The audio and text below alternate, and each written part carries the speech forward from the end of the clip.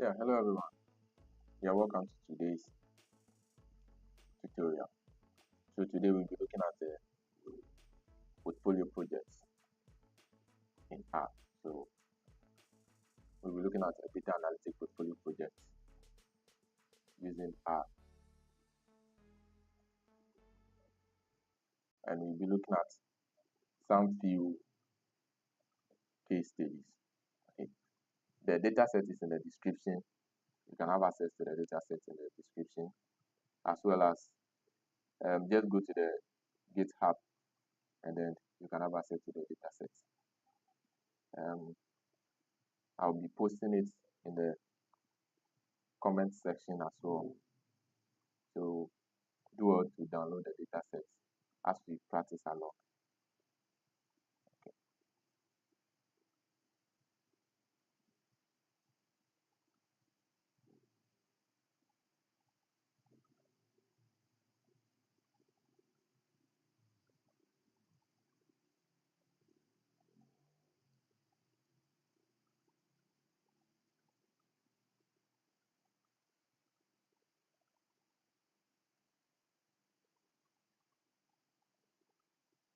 Okay, so let's continue. Okay. So we just go to the GitHub repo or click on the link in the description and then it will take you. We have the data set there that we will be using. And then open your R Studio along so that we practice along. Okay. So the first thing is that let's look at the problem that we have to do as well. Okay. So you have a data set that consists of it's a restaurant data set actually, and then our mission is to do some quick analysis. Okay, so the first analysis that we have to do is to do data exploration and then do some processing, pre-processing. So we have to, our task is to explore the data set and identify the number of rows and columns.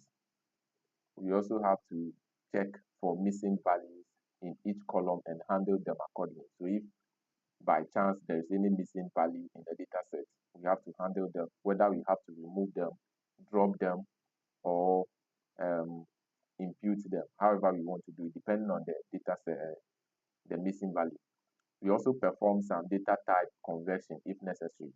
For example, if a particular a column is not of the right data type, we would change it to that particular data type. We change it to the correct data type. So that is the first task that we have to handle. So that is what we are going to look at first. Okay. All right. So let's head out to our R Studio. Okay. Okay. So this is our R Studio. I open a new script. Okay. And then with this particular script, there are some packages that we need to install. Okay. So there are some packages we need to install before we can um, head on with this particular analysis. So the first package we are going to install is the package that will help us be able to read Excel data file, okay, or to read, yeah, just to read a data file, sorry, not Excel, but just to help us read a data file from whether CSV or Excel, okay. So that is the read R package. We also have the ggplot too, okay. So the ggplot package will help us be able to plot graphs, okay. So it will help us plot graphs, and then we have the dplyr package, we have the tidy R data package, we have the map, and then we also have the map data, then the correlation package. Now, all these packages we will use them as we move on. Okay, so that's why I list them here. So for you to install package in R, you just have to use the word install.packages, and then in brackets, then you put the package name in quotes. So you install, for example, if I want to install the first package over here, okay, I can install them with inside the script just by running it, or I can just come to the command window down here and then run the package. Okay, so if I just paste the package name, so install dot package, and then I put the package into uh, a quote in the bracket. Once I click on run it, it have to run and install the package for me. Okay, Once that the package installation is successful, it will give us a certification successful. I've already installed it, but I'm just trying to install it again. So it's this particular red shows that the package is downloading. Okay. And if you want to stop it, you can just click on it to interrupt. But since that we have initiated it, let's let's allow it to finish.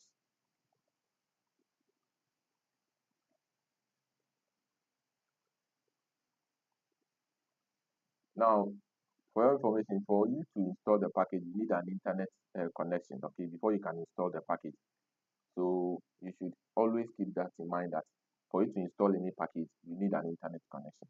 Now you can clearly see that the package installation has been successful. So it's over. A package read out successfully unpacked and MD5 SAM checked. Okay. So instantly to give you the location of where the package has been installed.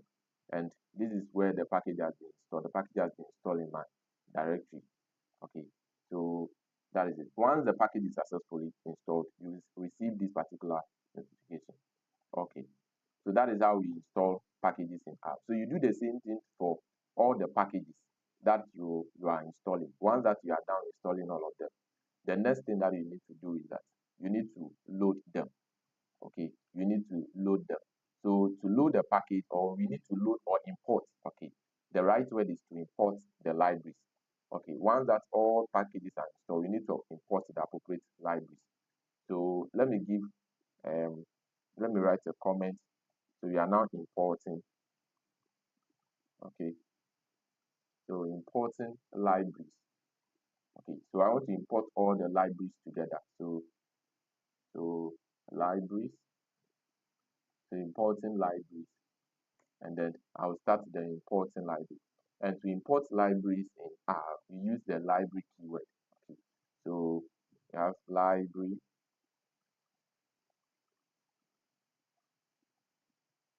So once that you type the library, and then you type the name of the package. The name of the first package is the read package, the read R package that I want to import.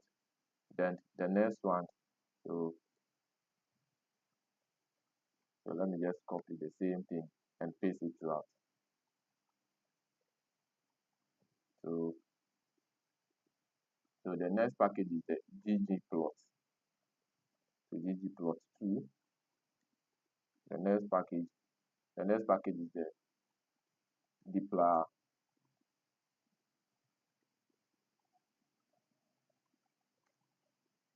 And the next one, they have the tidyr, and then you also import the map library. Okay, the map library you use it later. You will use it again because it's part of the case study. That's why I'm trying to import all of them. So when you go back to the case study, the second one is that is descriptive analysis, and the last one is geospatial analysis.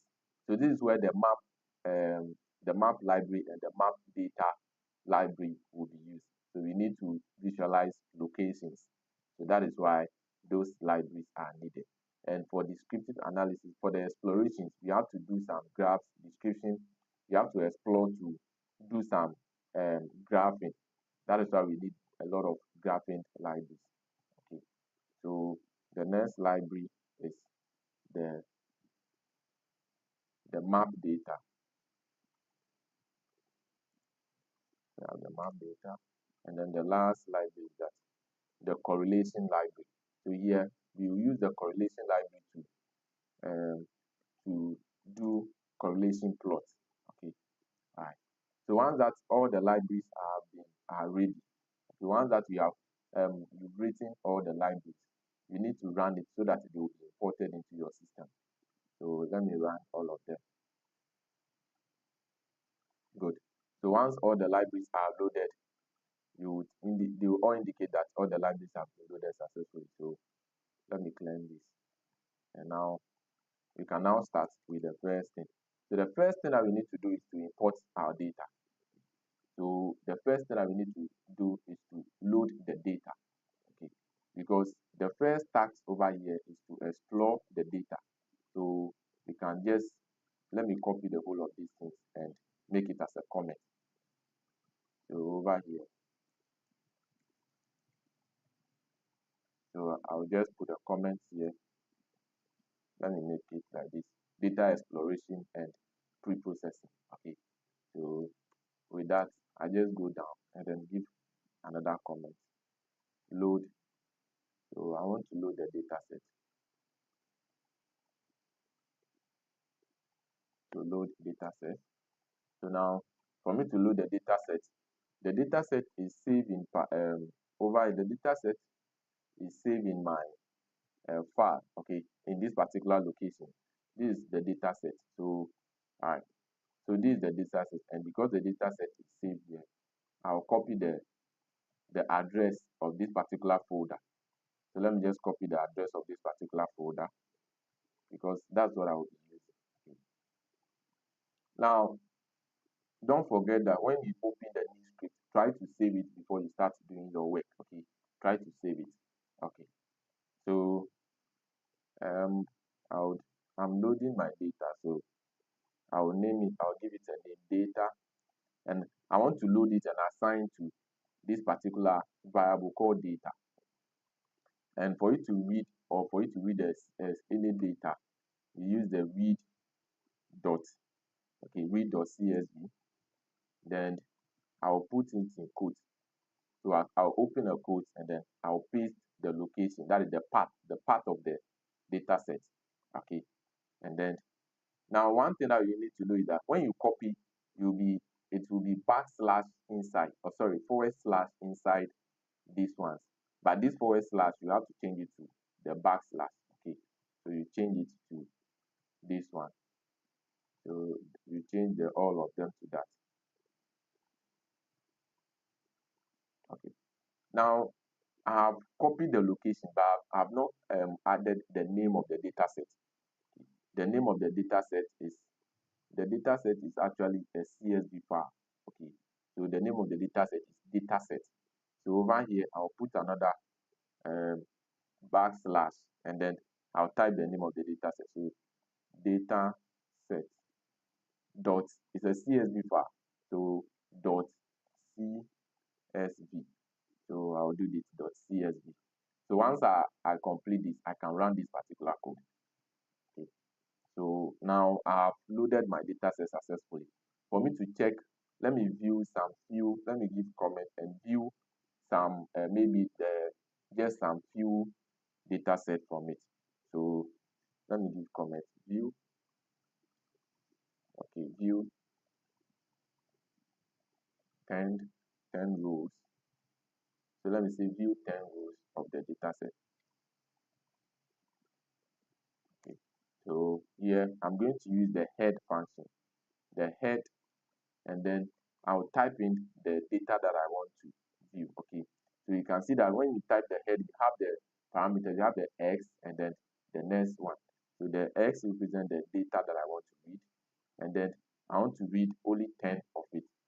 So I just want to read the first 10 rows. Okay. So once I run it, all right.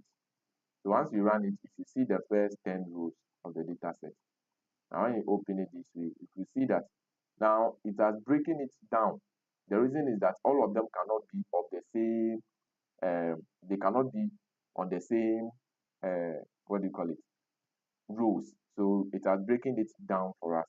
And we can, from here, we can see that we have the first column, we have the restaurant ID, so restaurant.id. We also have the restaurant name. We also have the country code. Then we have the city where the restaurant is located inside the country. And then the next thing that you can see is that we have the address. Okay, so you have that because all of these ones are the same. We have the address of the restaurant. And then when you look at the next column again, the next column is the locality of the restaurant. And once we are done with the locality, we also have another one, which is the locality variables.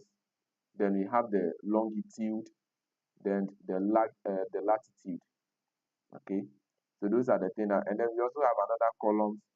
Okay, we have the cuisine, average cost for two.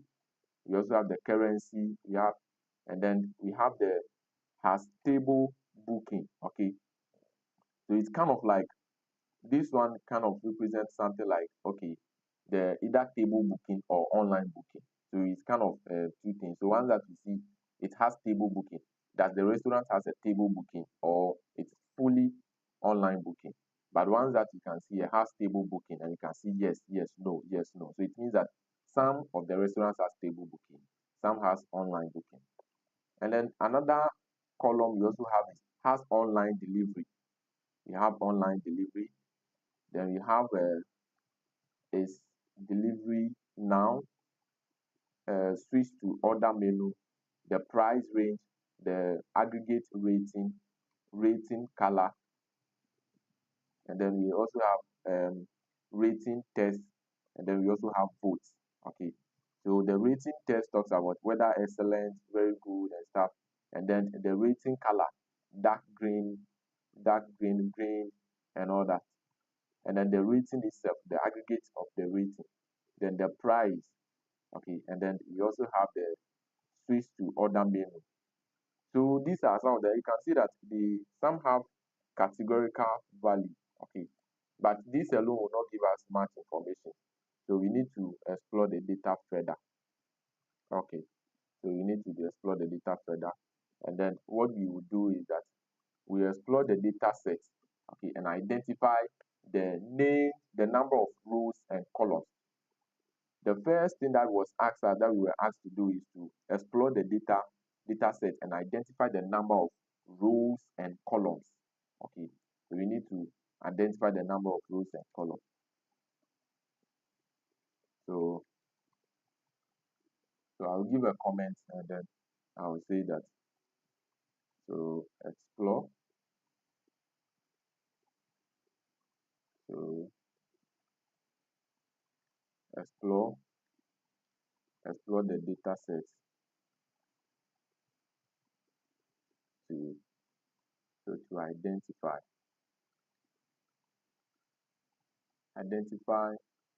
the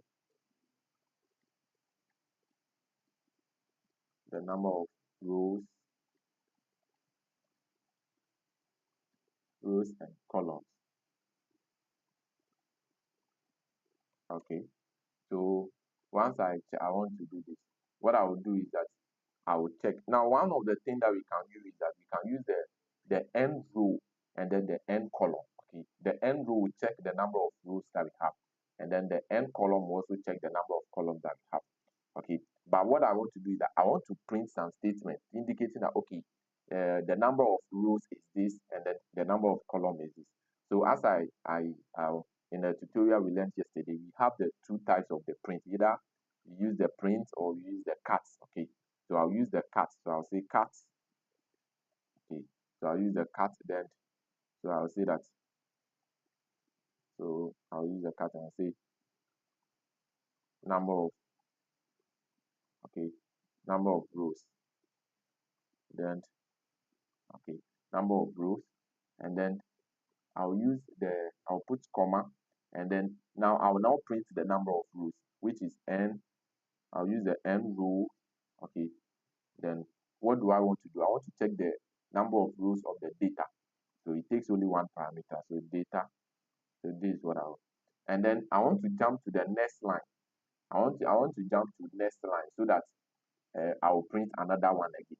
Okay, so let's not talk about that one. Let's just continue, and then I will show you something in a bit. So you have the number of columns, and that here I'll use the n column. So n column, and then this one too I say data.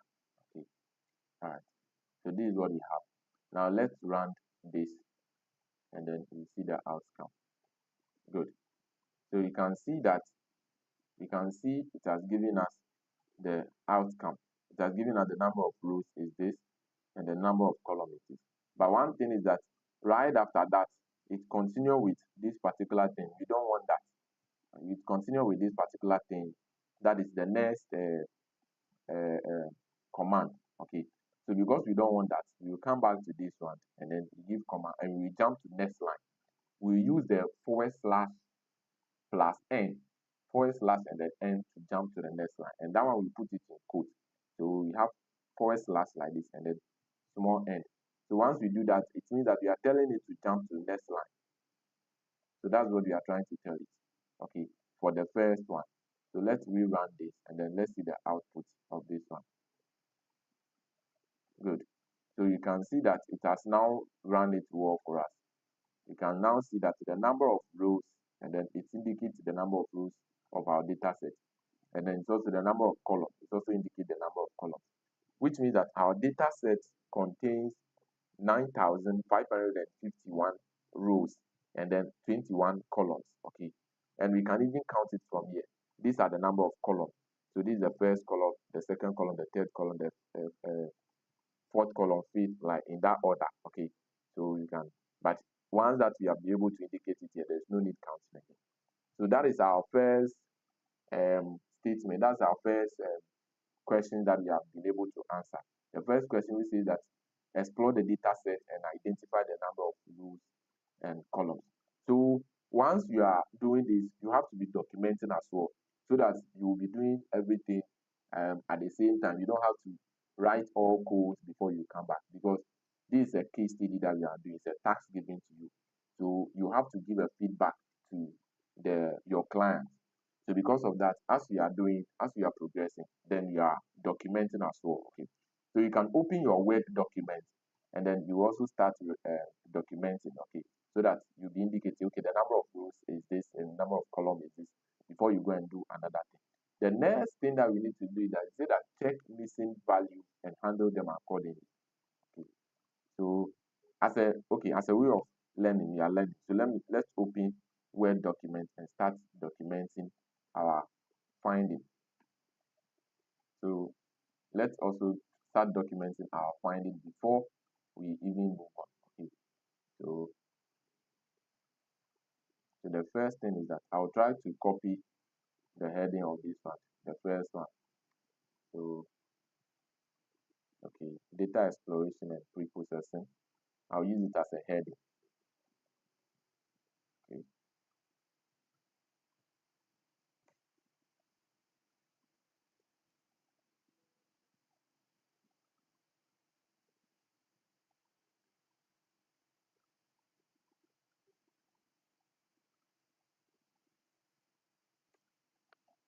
So now let me also copy the second one, which is explore the data set. Okay, identify the number of columns. So kind of I'm trying to copy this as a question and then I'll paste it here. So now I can now say that the number of rows, so or just the number of rows. So let me know, make it lengthy. So I have number of rows, and then I will check what the number of rows over it was 9,551, and then the column is 21. So I'll just put that one there, and then number of columns 21. Okay, so that is complete. Then I'll move on to the next part of the data set, the next part, which is check missing value and handle them accordingly. So here we want to check if there are any missing value in our data set. Okay, so now I can clean the over here so that I will have enough space. So we have to open the next part of our analysis and then comment. Okay, so check for missing values and handle them accordingly. So here what you are coming to do here is you are coming to check if there is any missing value in our data set, and if there is, we need to handle them accordingly. Okay, so the first thing that I will try to do is that I will use the sum function to print if there is any NA value in our data set. Okay, and there are so many ways that we have to check. At times there will be some missing values that can be indicated, that you can see. There are times too there will be missing values that you cannot see because they are not actually missing value, but they are spaces. Okay. So in R, sometimes when you check for missing value, you may not see them. Okay. So you are going to look at two different ways and see what will happen over here, whether we can be able to identify. So the first one is that always I want to save in a variable. So let me say that, let me use the variable missing. Okay. So yeah, let me use missing underscore value. So missing value, and I will assign it to a variable.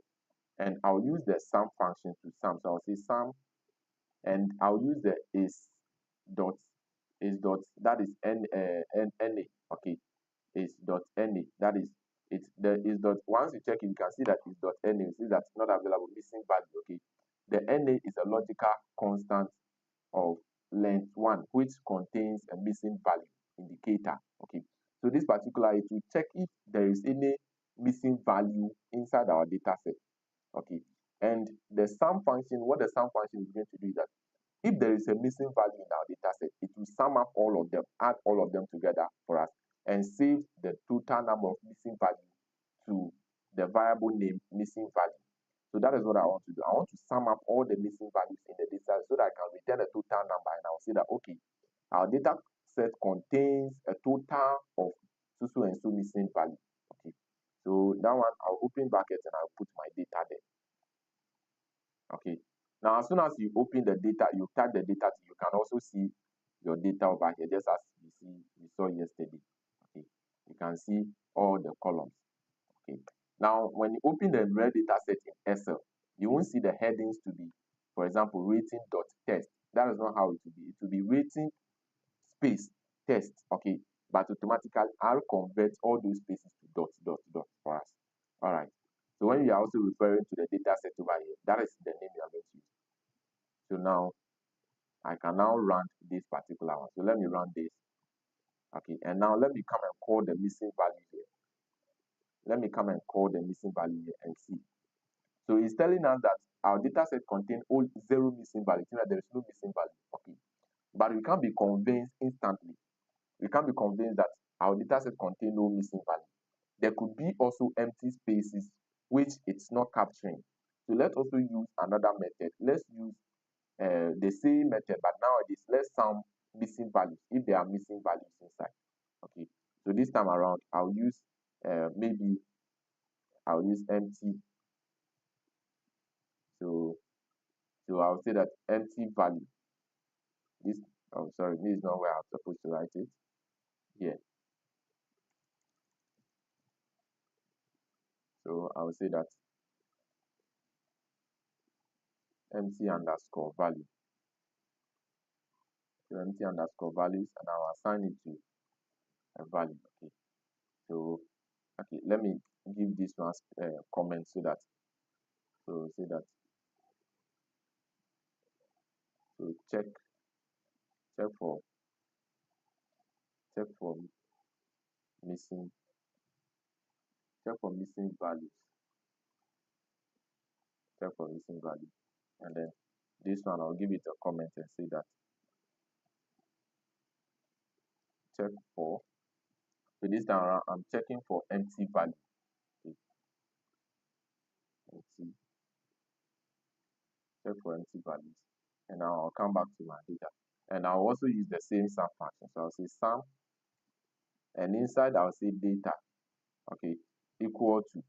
So what I want to sum up is that I will assign, I'm saying that go into the data set and check if any particular area is equal to this particular thing. So I'll just leave just quotes like this, okay, without any space inside.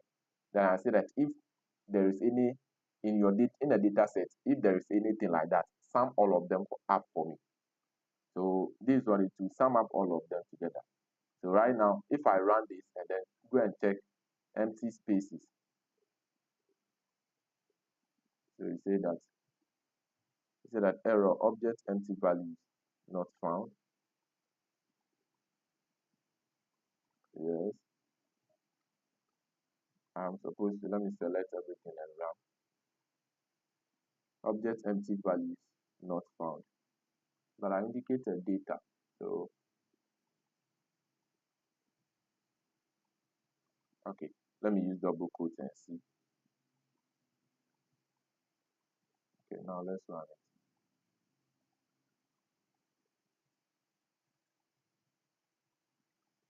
So let me see, empty,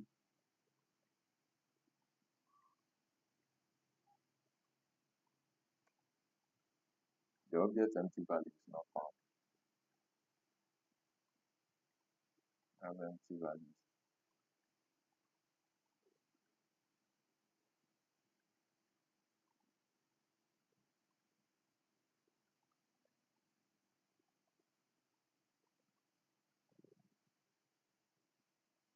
What is wrong? If I run this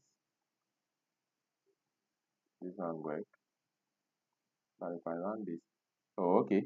The reason why it's not working, the reason why we are getting error is that the assignment operator that we use over here, we give a space. Okay, so there is a space. So you can see that there is a space between that, and that is causing the error. Good. So once you have to remove that particular space. Good. So now we can now see now. So now if we call for the empty value, then if you call for the empty value, okay, so this is surprising. When we check for NA value, we had 0, showing that there is no missing value inside. But when you check for empty spaces, when you check for empty, where there is nothing in our data set, it's telling us that there are empty values inside our data set. Okay, showing that we have empty values as well.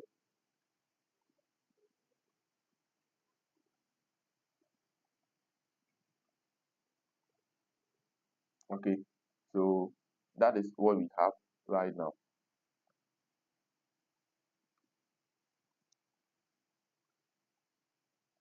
Okay, so now what I want to do is that I don't want to be going back and forth over here. So what I will do is I want to print out the outcome. Okay, I just want to print out the outcome, just like the way I print out this one as well. So I will do the same thing. I will say that I'll come here and I'll say cut. So cut, and then I'll open bracket. The first thing I want to print out is the missing value. So I'll say missing value count. Missing values count, and then now I will print this one.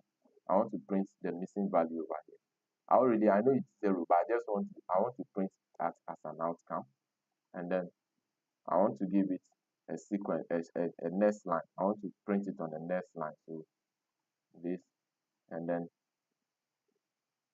just copy the same thing,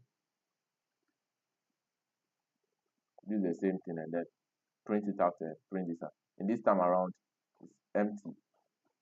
Okay, so empty value count, and then the empty values. Okay, now this one I can clear it away. Alright, so when I run this, if I select everything I run, it should tell me, oh yeah, good. So you can see we have the missing value count is 0, and then empty value count is 9. Okay, but it has given us that we have a empty value count, but where do we have the missing value? Okay, where do we have the missing value? Where is the missing value located? Is it which of the columns has that particular empty value? That is now the worry right now. We have been able to establish that there is a missing an empty values in the data set. That is, we have 9 of them. But where exactly is that particular missing value? Which of the columns contain that? So that is what we need to look at right now. We need to look at the empty value, where the empty value is located. Okay. So I would say that, let me just give a comment here and say something like maybe uh, so let me try to locate where the empty value count is, and this time around I will try to print out which the column that contains. I'll go into my data set, and then I'll do it column by column. Okay, I want to do it column by column. Okay, so because I've now located that there's an empty value, I want to do a column sum up. I want to sum up the empty values that are in the column. I want to use this same command, but this time around, I want to go through all the columns, column by column. Okay, so let me say that, let me, in this time around, let me use a, so I can use a statement like maybe, um, so call column empty, so column empty value count, something like this, and I'll assign it a value. And this time around, what I'll use is that I'll use the column sum. Okay, so I'll say C column, okay, column sum. So you have the COL and the capital M, capital SUMS. So column sum, and I'll just repeat the same statement I've done over here. So this time around, it is data should be equals, and then space. Okay, so let me run this. If I run this, good. And now let me copy the whole statement and come and print it out, and let's see the outcome. Now when you print it out, what is happening that it's going through all the columns. Okay, it's going through all the columns, and then it will first column restaurant ID. It will go and check all the missing values there and sum them up. Then if there is no missing value there, if there is no empty value, sorry, if there is no empty value, it will return 0. Then it will go to the restaurant name and then also go and check, is there any missing value there? If there is, it will also, so you can see that all of them are having 0, 0, 0, 0, 0, but we have the 9 here. So we have the 9 over here, showing that, oh, in this particular column, okay, this particular column is the one that is having the missing empty values. So this is, and it's only 9. So it's only 9, and it indicates that upon all the data set, which is over 9,000 plus rows, it's only 9 rows that may be having the missing value inside the column. Okay, so just like this, it may look like, for example, when we have the plenty columns. So let's just look at the, so we have the columns. Okay, we have all the columns this way, and then there are plenty rows. So you have all these plenty rows. Okay, and then maybe all the columns. So when you look at this particular column, this is where maybe where the missing value is. So it's just like an empty value. This particular place, there wasn't anything there, and then you have data here. So and data here. The next rows, this one, you don't have anything here, and then so it's follow that order like that. Okay, it's that may be the case. So what the function that we wrote right now, what it's doing is that it will go through this particular column. Whenever it will see any empty spaces or empty value, it will sum it up. It will sum all of them up. It do the same thing here, do the same thing here, do the same thing here, in that order till it finish. So after that, it will return the, if there is no empty value in this particular column, it will return 0. Similarly, like this, wherever there is a missing value, it will sum those ones up for us. So that is exactly what is happening in this particular code that we just wrote. Okay? And that is why we have been able to identify this. So now we now know that our cuisines are the ones that are having the missing value. So how do we do it? What we need to do is to remove those particular ones. Okay, we need to remove all those particular one from our data sets. Okay, all right. Please, is the sound okay now? Let me know in the comments if the sound is okay now, or if everybody is facing the same sound challenge. Let me know if you are facing the same sound challenge. Let me know. Okay, so let's move on. Now, as usual, what I want to do is that I want to print out the outcome as well. So what I will do is that I'll still use the same my statement so that I can be able to print them out.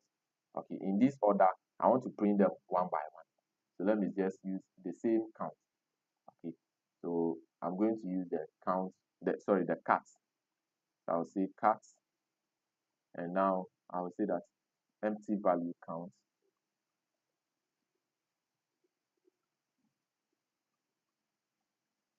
So I'll say that empty empty value count. So empty value count. And what I want to do is I want to print all of them on the next line. So I'll use the next line, and then now I'll print. So yeah, I'll use the print functions, and I want to print the column count empty values. So that is what I want to do right now. Okay. So let me clear this and then do this again. Run all of them as well again. Okay. So you can now see now you have the empty value count, then it prints out all the empty value count. That is all that I wanted to do. I just wanted to have this particular rating on top of them. Okay. So that is what I have right now. So as a way of writing the comment, as a way of making the code readable, I can also write a comment on top of it.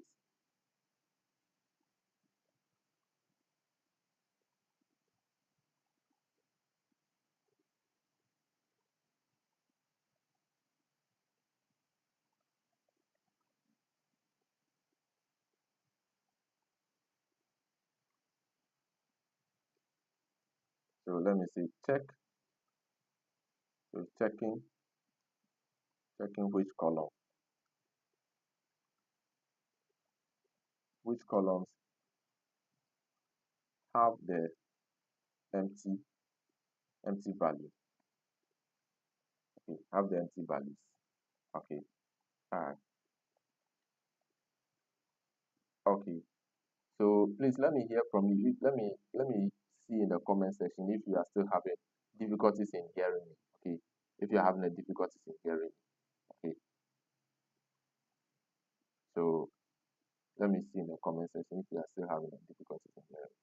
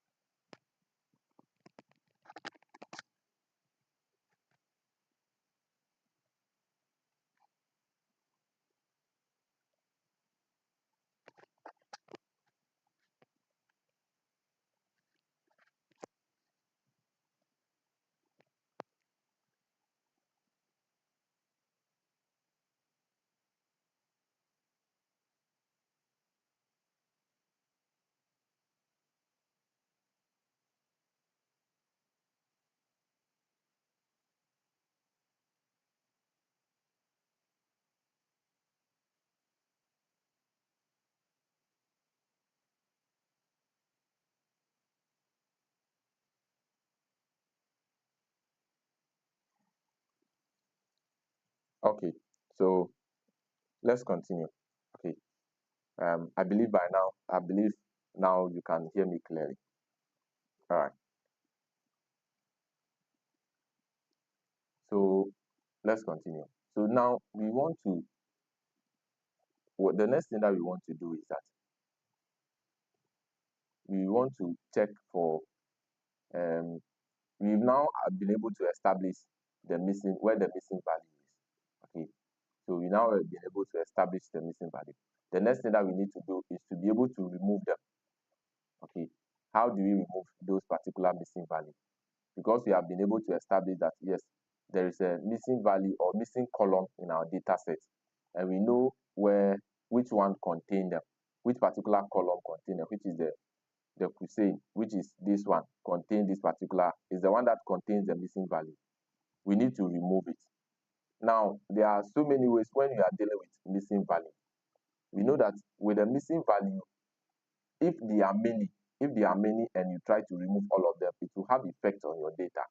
But in this case, it's in only 9 rows. So if we remove them, it won't have any much effect on our data. Okay, since they are not many, they are only 6. If you remove them, ideally it won't have any effect.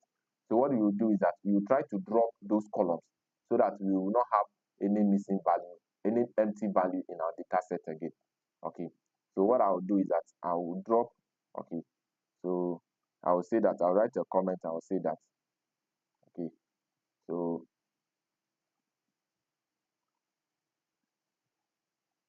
so drop drop the empty columns. So drop the empty values in, so in, so let me say the empty value in the, because this is the in the cuisines column, okay, column, so column. So then I will go and now drop it, okay. So I will pick my same data. Now I want to drop it and save it inside my same data. So since I want to drop it and save it in my data again, okay, I will use the data because I'm trying to remove it from it. So I'll say data, I'll now assign it to the same thing, and then I'll use the data, and then now I want to call the column that contains a particular data set. Okay, so because I want to call, I'll use the square bracket. So, and then I'll use the exclamation mark to call the data. So I'll say data, and then the next thing I'll do is that once I do this, let me do it. Let me put it in a square and then brackets. So data, okay. So once I select my data, I'll use the dollar symbol to, as soon as I type the data and I use the dollar symbol, you see that all the columns in the data will show. So that is how we use the dollar to pick one particular column. Okay. So inside, so I'll pick, and the column I'm interested is in this one. Is this one. So is this particular column.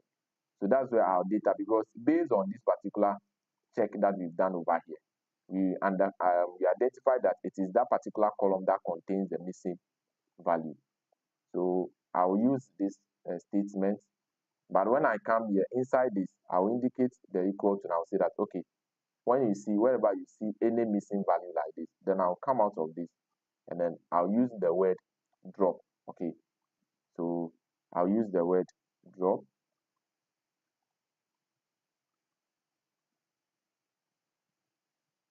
So I'll say drop equal to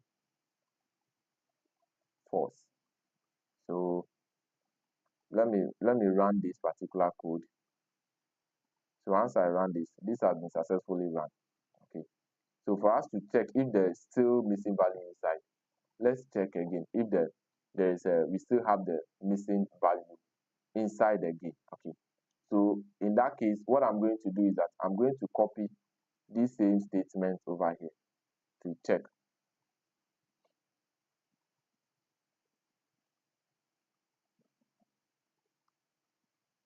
So I'll copy this same code and then just come and paste it below there and run.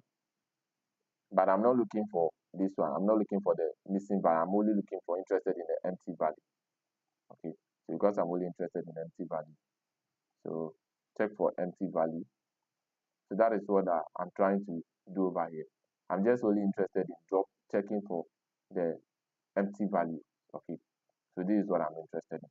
So I'll run the two of them and see if we still have any empty value. So you can see that now it says that empty value count is now 0. Okay, if we are to also run that of the, for example, if you are to go and check and run the missing value 1 2, that one too you still get 0, because now we've now removed all those ones. So let's run all of them together, and you can see all of them are 0 0, showing that we have indeed removed the empty value. Okay, but since we are interested in this particular code, we know that there is no empty value inside from the beginning. We won't have to print that one again.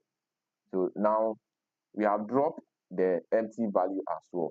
So we can even conclude over here in our next one, because it says that what, check for missing value if in each column and handle them accordingly. So over here we can copy this and then come and report. Okay, so we can come and report over here. Now we have been able to identify where missing value is. Okay, so we can conclude over here, and under this statement we can write that so you can see that so you have the cuisine columns. Okay, this is the column that contains, so the cuisine column contains, so you can see that it contains what, 9. Okay, so let me use this and say 9 empty values. Okay, so empty values contain 9 empty values. Okay, so once it contains empty values, then now we can do explanation here and explain that since these 9 are not matched, we drop them. Okay, okay, so you can see that they are, so you can see that they are just few. They are just few. They are just few. Hence, removing them.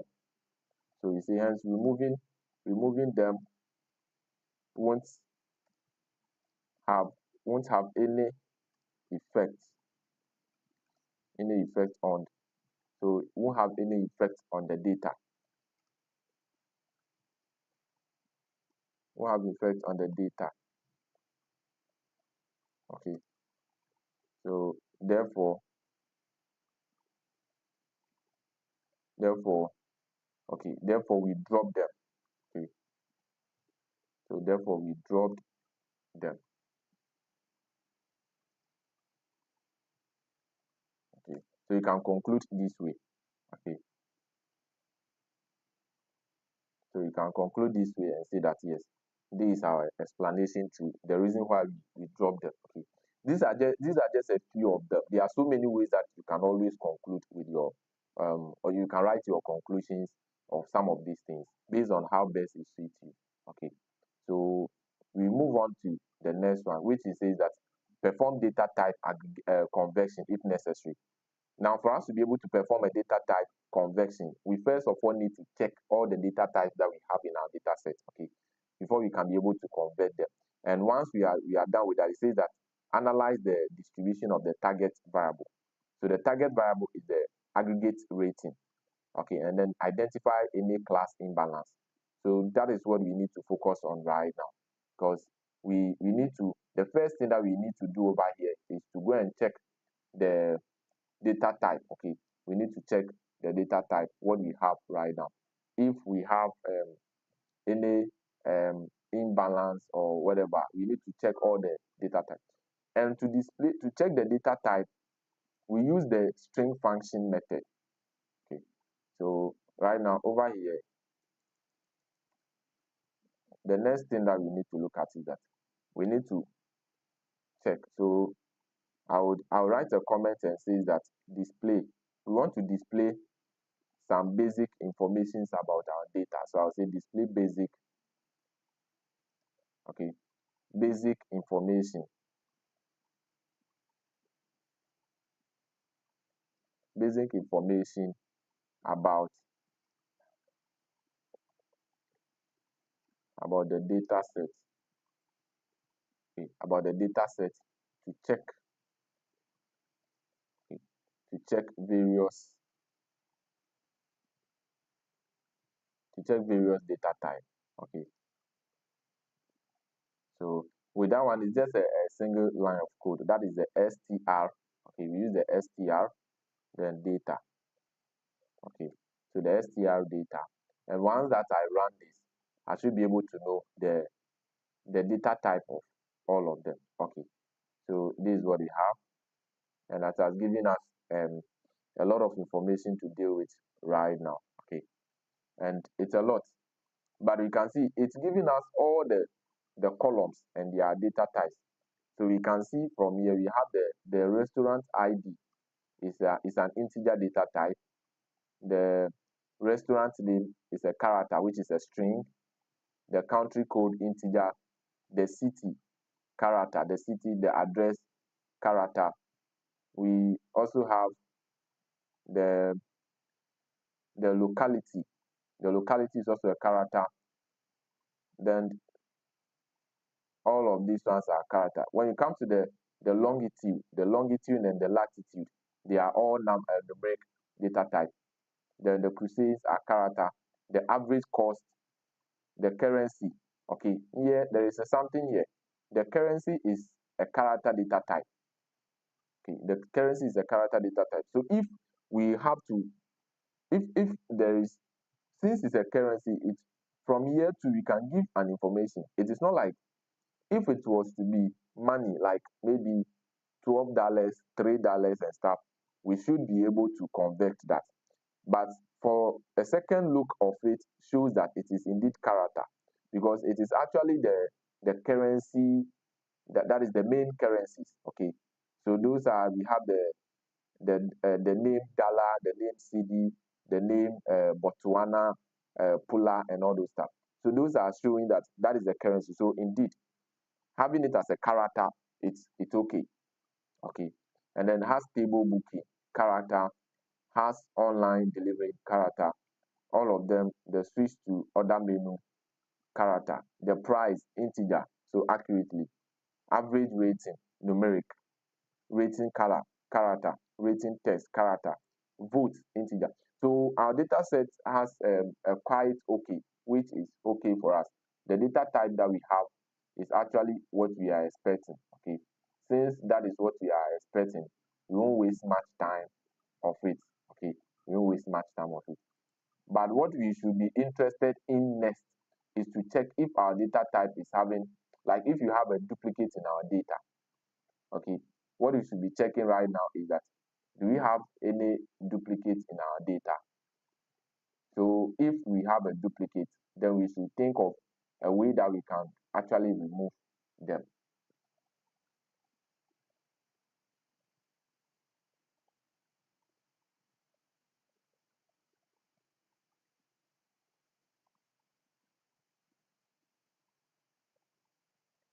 So we can clear away this. Since we have been able to establish all the data types, we can clear away all these things. And then over here, I'll try to, on top of this, before I come here, on top of this, I'll try to check if there is a duplicate. So I'll say that check for duplicates. Then here I'll use maybe a variable name as dup. Okay, and I'll assign it to some variable. And then what I want to do is I want to sum up if there is a duplicate in the data set, sum it up for me. So I'll use the sum function, and then inside the sum function I'll use duplicated data. Okay, I can just type duplicated data, but it's up to tell me to return what do you call it, true or false. Okay, but right now, because I want to sum all of them up for me, so I'll use the duplicated.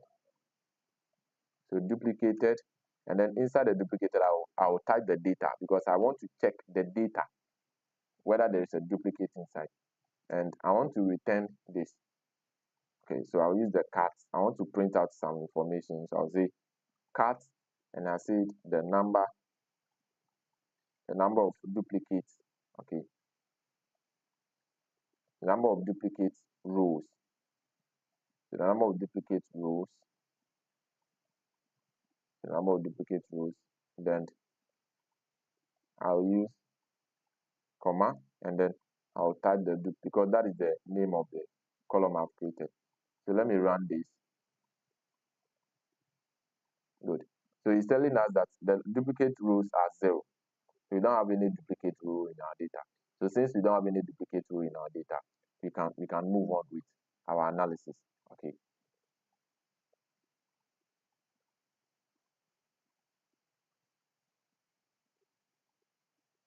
So let's check. So it says that we have been able to perform. We don't have anything. We don't have to worry of any data type conversion, because after checking, we realize that all the data types are of their correct types. Okay, those that are supposed to be integers, they are integers. Those that are supposed to be character, they are characters. So since they are all, the next thing that we have to do is to um, analyze the distribution of the data, okay, the target variable. So you have to analyze the distribution over here to check for imbalance in the data. So the next, we have to check whether the data is balanced or not.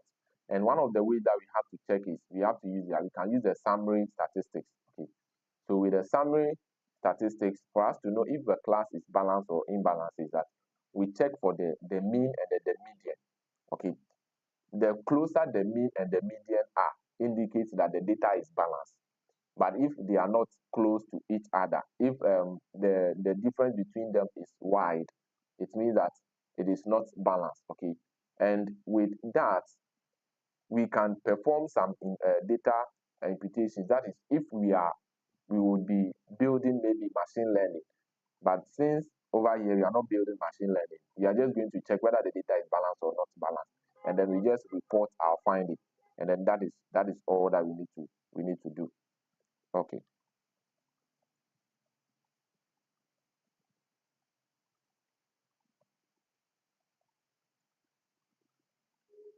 So let's head straight forward. And now we want to check for okay, let me copy the same statement over here. So, let me copy this and use it as a comment. Okay.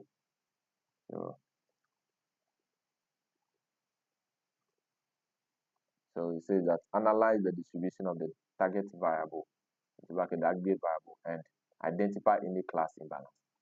So as I said, I will use a summary statistics. So here I would use the function maybe check. Okay, I'll check for, so check underscore for underscore balance. Then I'll assign it to the summary. I'll use the summary where you write the summary itself.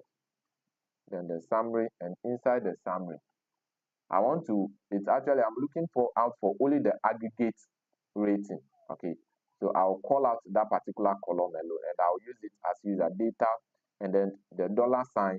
Instantly all the columns will show up, and I'll locate the column I'm looking for. Okay, I'm actually interested in this particular one, aggregate rating.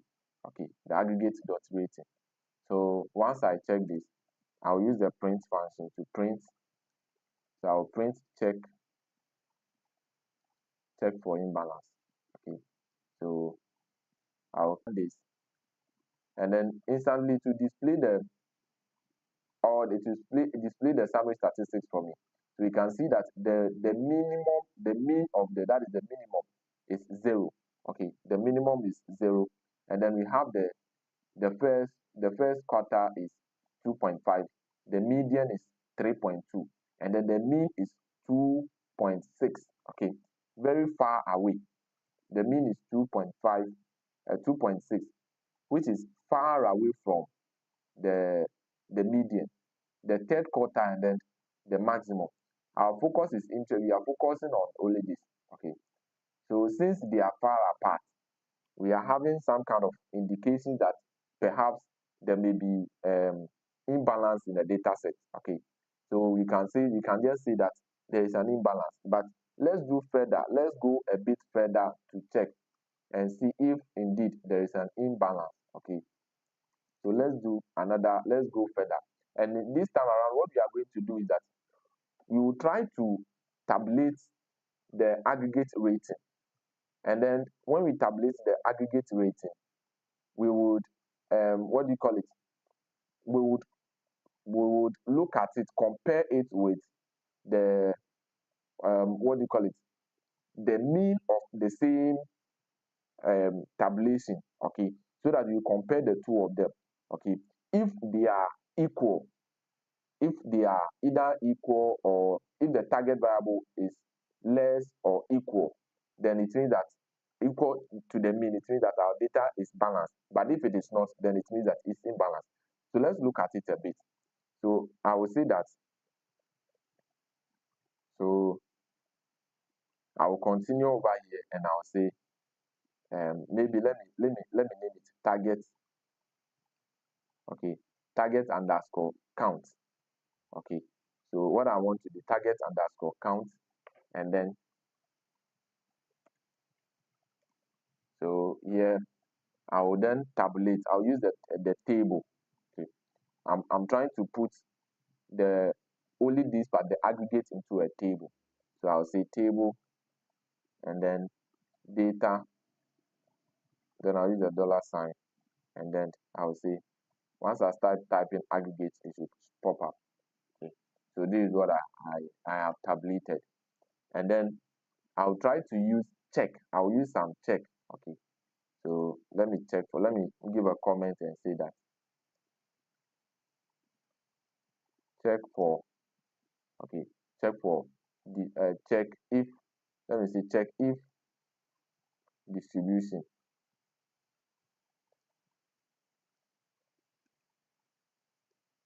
if the distri, distribution is, if the distribution is balanced, and then over here I will display something. I will say that,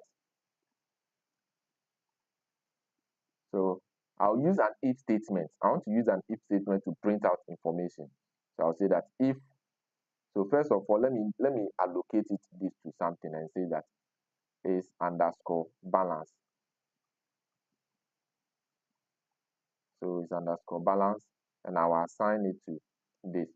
So here what I'll do is I'll use the or function. Okay, so the or functions, given a set of logical vectors, are all of the value true or false. So the or functions evaluate a set of logical statements, whether they are true or false. Okay, so over there inside the statement, I'll come out and say that, okay, put all these things together for me.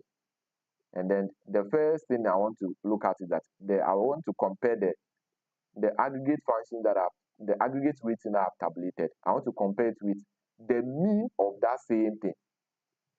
So I'll say this one, then I'll say less than or equal to. So this one should be less than or equal to. As soon as this one is less than or equal to the mean, then it means that the data is, our aggregate function is balanced. Otherwise, it is not. So I will say that equal to, then I'll use the mean and calculate the mean of the same. Okay, so what will happen is that, what is going to happen is that the first thing is that it's going to compute the mean of the target. So it's like this. The mean of the, it's going to compute the mean of the target, but this is the target. Okay, we have the target count. Okay, so the target count. So we have the target count like this. Okay, so the first thing is that the target count that we've calculated is actually, we are just actually putting it kind of in a table. So we have we have that kind of a table for it. We have created a table, some kind of a table for it. Okay, we have created some kind of a table for it, and then all of them are inside one by one. Now we want to compare the same thing, these values inside each of them, with the mean of this particular value. So we find the mean of the target. Okay, the target count. So the mean of the target count, which will give us perhaps only one value. So it will just give us only one value. And what we will do is that one value, we are comparing it with all the value inside here. When this value inside here is less than or equal to this particular value, when all of them are equal to, less than or equal to this particular value, it means that, when they are greater than or equal to, okay, when they are greater than or equal to this particular value, it means that the data is balanced, the aggregate rating is balanced. Otherwise, it is not balanced. Okay, so that is what we are trying to check. These values will be compared to this. Okay, and we use the or. With the or, we return whether true or false. So if this is greater or equal to this, return true for me. Otherwise, false. So that is what we are trying to return over here. So that is what we are having the greater than, the greater or equal to. Okay, and since I've set these conditions, I'm now going to use an if statement to print out this. Okay, so because if I want to print out this, it's going to print out so many things. So I want to just use an if statement. So I'll say if, into brackets, if it is true, if this condition is satisfied. So is then is balanced, then return something for me. And what I want to return is that I want to return a print statement. And that print statement, inside that print statement, I want to indicate something. I will say that the so I will say the distribution. So the distribution of the target, so the distribution of the target variable is balanced. Okay, it's balanced. So this is what I want to put. And then else, what do I want to print? Else, I want to print out. I'll say that else, then else, I want to print out the distribution of the target variable is not balanced, okay, or is imbalanced. So else the distribution of the target variable is imbalanced. It's not balanced, so it's imbalanced. I want to use the word imbalanced. You can use is not balanced. It's still the same. So it's imbalanced. Okay. So it's imbalanced. Then I'll close this. Okay. So when I run this, it will give me an output, whether it will give me a statement, whether it is balanced or it is not balanced. Already, our suspicions. We have gotten some kind of suspicions from this particular summary, where the median and then the mean are far apart. Okay, showing that the data is skew. We have some kind of skew in the data to probably the left side, the left. So since we have that kind of suspicion, we want to confirm it by this. Okay, and let's run this statement and see. Okay, so yes, it has confirmed our suspicion that the distribution of the target variable is imbalanced. Okay, so this has really confirmed what we were thinking, that the distribution of our data set is not balanced. All right. So right now we have that particular suspicion as well, and we can also we can conclude with that one as well. Okay, because that is the last part of this particular one.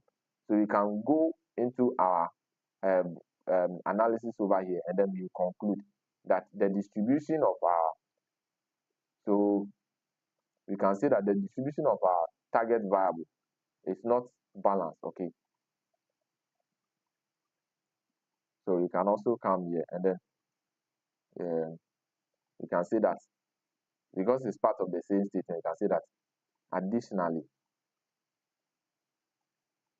So additionally, okay, the distribution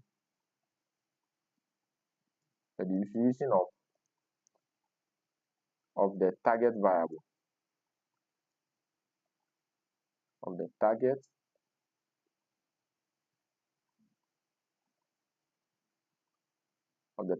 variable into brackets. We are looking at the aggregate function, aggregate rating. So you can just into brackets, okay, aggregate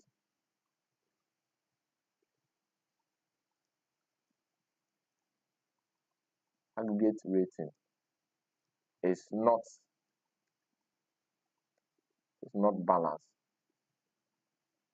It's not balanced. Then we conclude that particular part. Okay. So with these few statements, we are done with the data exploration. We are done with the data exploration, and then if there are anything that we need to do.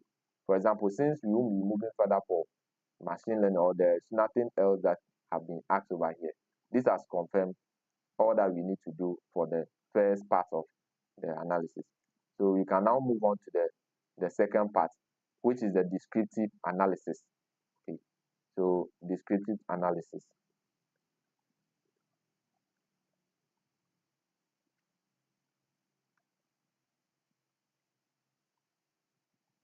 So we go on to our R Studio again.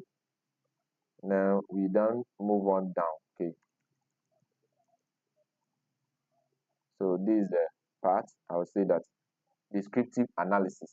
Okay, so you can now move on to the descriptive analysis. Here, this is where we want to do some visualizations and stuff. We want to do some, sorry, we want to look at the summary statistics, some statistics of our data. Okay, because we want to describe, we want to use the statistics to describe our data. Okay, so the first thing that we want to do is when we read the question, it says that calculate basic statistical measures, mean, median, standard deviation, etc. for the numerical columns. Okay, and here what we need to do is that we need to separate the numerical columns. We can't just get up and start doing calculation. We can't just start and say that, okay, we want to calculate the summary statistics for the data set. If you try to calculate that, it won't work because the instruction is very clear for the numerical columns. Okay, for the numerical columns, which means that what we need to do here is that we need to separate all the columns that are numerical, and then we need to create some kind of a new data, select only the numerical column, maybe a new table where we have only that table to become only the numerical columns. Okay, we have to take all the columns that are numerical and put them together somewhere. Then we apply our understanding of numerical basic statistics on them. So let me give this. Okay, so let me copy the same thing inside the code, and then let's say that and comment it. So down here I'll give a comment and I'll paste this. Okay,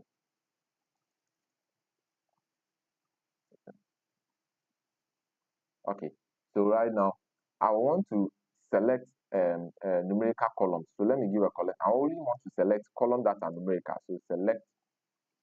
So I want to select no numerical columns. Okay, so this code that I want to do is that. So I'll say that I'll give it a numerical underscore columns. Okay, numerical underscore columns, and I'll assign it to this, and I'll pick my data.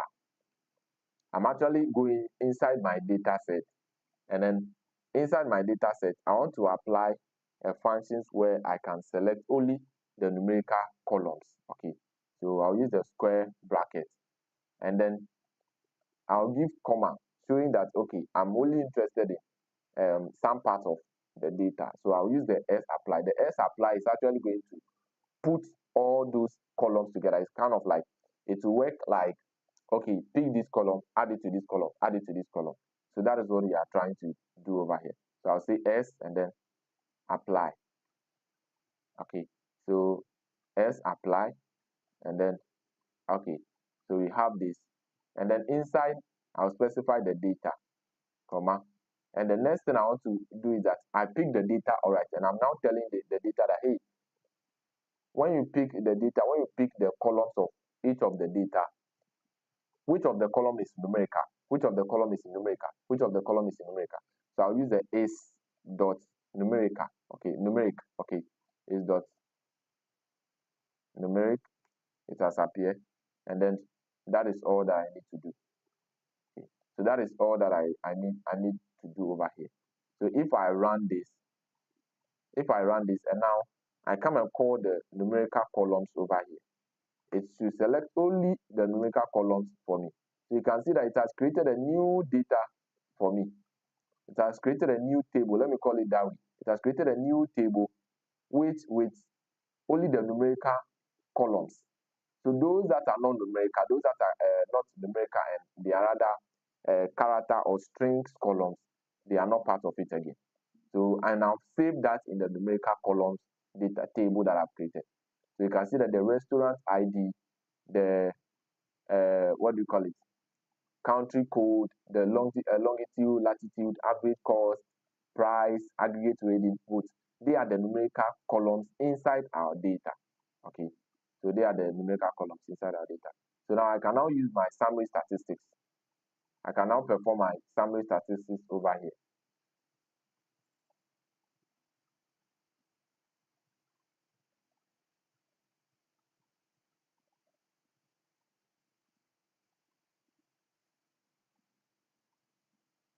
Okay, so right now, since I've selected the numerical columns, the next thing I want to look at is that I want to calculate the basic statistical measures. Okay, so I want to create a basic statistical measures. So let me just copy this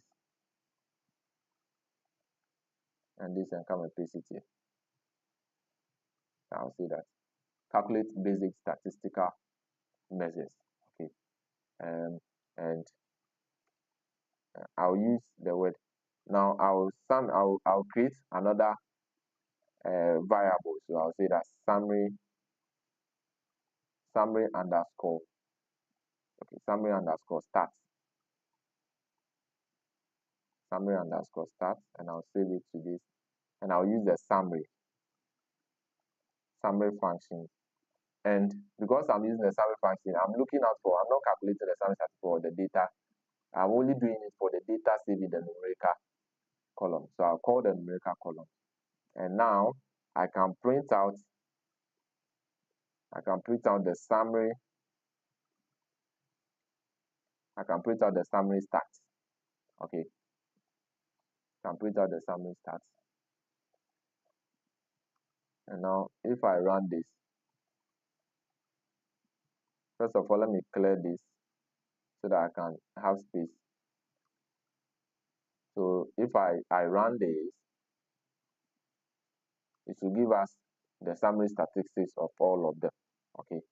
So inside over here, you can see we have each of the columns. It will calculate the summary statistics for each of the columns.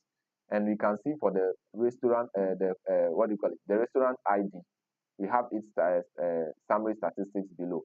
We have the mean, the first quarter, the median, the mean, the third quarter, the maximum.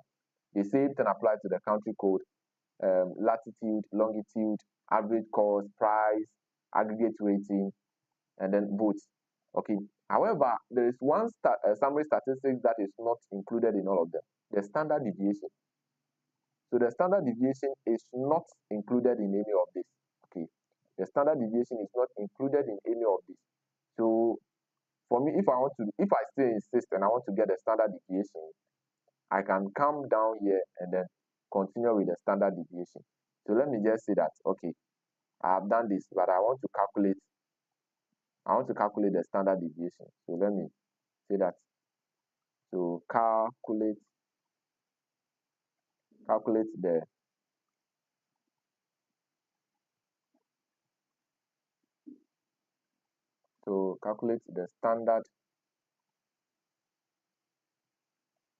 the standard deviation, okay, for the numerical column.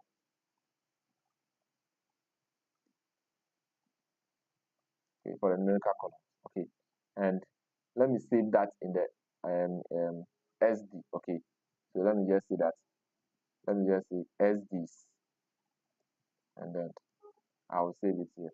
So here I want to just do everything together. S apply. Just use the same S apply, and right now I'll call my data. Then the first one I want to look out for. So let me call this again. So I have the data, and then is dot numerical. Okay, is dot numerical. And what I'm interested in is that I'm interested in the SD, the standard deviations. And so you have the SD. Okay, so I'll use the SD, and I want to remove any null value. There's no null value, so I can just run this. Let me just run this, and let's see what you get. And now let me call the SD, the SDs. Good. So once I call this, you can see that these are the standard deviations for each of them. Okay, there's no missing value inside, so you don't worry about remove any null value. Okay, so you can see that these are the standard deviations for all the numerical columns, and the numerical columns are just the same as what we have here. Okay, we have the restaurant ID, the country code, the longitude, the latitude, the average cost, the price, okay, the aggregate rating, and votes. So those are still the same thing that we have here. Okay, so that is what we have also done for the standard deviation as well. Okay, okay. So we can print out SD. So let me just write a code here to say that print SDS. Since we are not going to use it, I won't run it because you have already seen the outcome. Okay.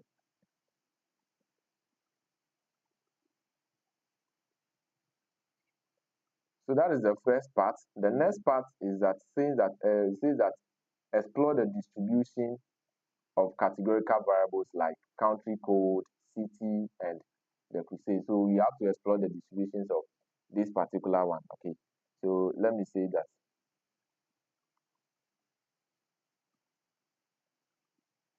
So let me use this as a comment, and then I'll say that the distribution.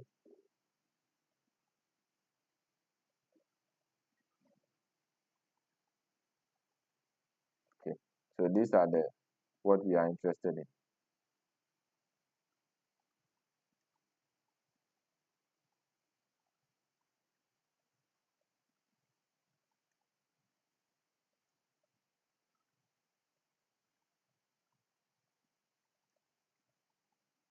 Okay.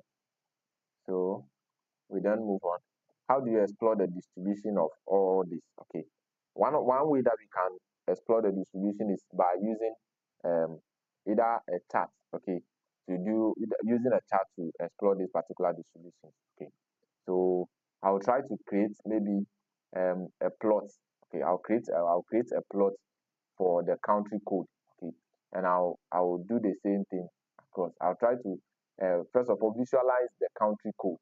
Okay, so let me visualize the distribution of each of the country code because it says that we are trying to find the distributions of categorical variables. Okay, we have the country code, the city, and everything. So I'll try to create that of the country, a distribution for the country code, a chart. Okay, all right. So let me use, we have the functions. So this is where the ggplot2 will now be in use. Okay, so I'll because I want to create it, say ggplot. So you have the ggplot, and then we open it. And the first argument I want to give is that I want to give the data argument, the data. The next argument I want to give, okay, the next argument I want to give is that is the data set. Now I'm left with giving the what do you call it?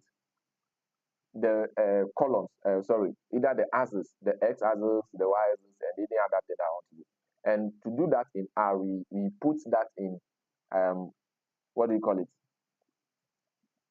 Aesthetic. Okay, the aesthetic is kind of a mapping. It's a mapping which determines how the variables in the data set are represented visually.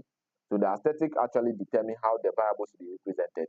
Which one will be in the where the x-axis is supposed to be, or which of the columns supposed to be the x-axis, and which of the columns supposed to be the y-axis. Okay, so that is what we are going to do. So, and to do that, we use the AES. Okay, we use the AES as the aesthetics, and then we have the y and the x-axis inside. Inside my first x-axis will be, I will say the x-axis should be equal to. Then I'm actually interested in the the country code. Okay, so this particular distribution is for the country code. So let me give a comment on at the top here. So then say that, okay. So let me say create.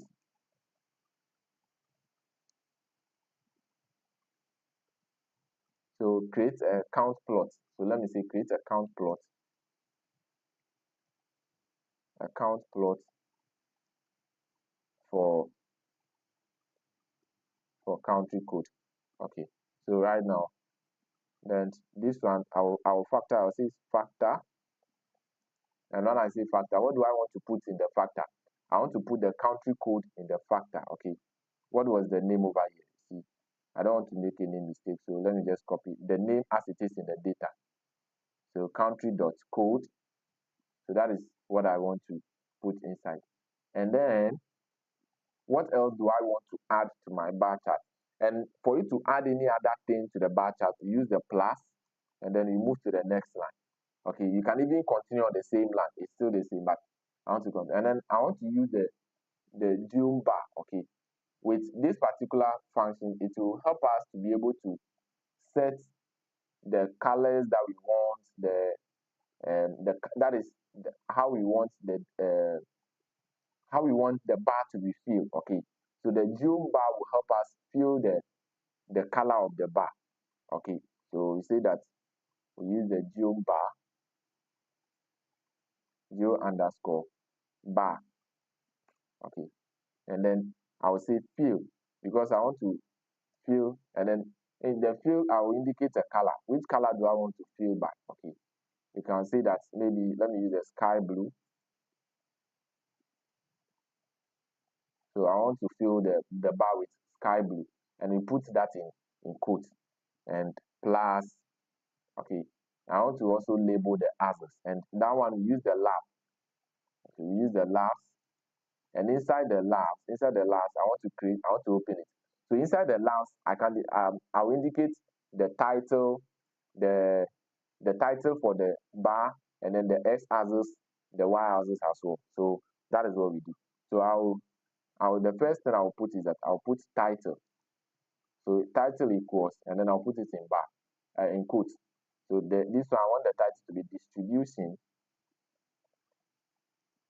So distribution. So I say that this is the distribution of restaurants by country code, because that's what you are trying to do. You are trying to find the distributions of the restaurants by country code. So distribution of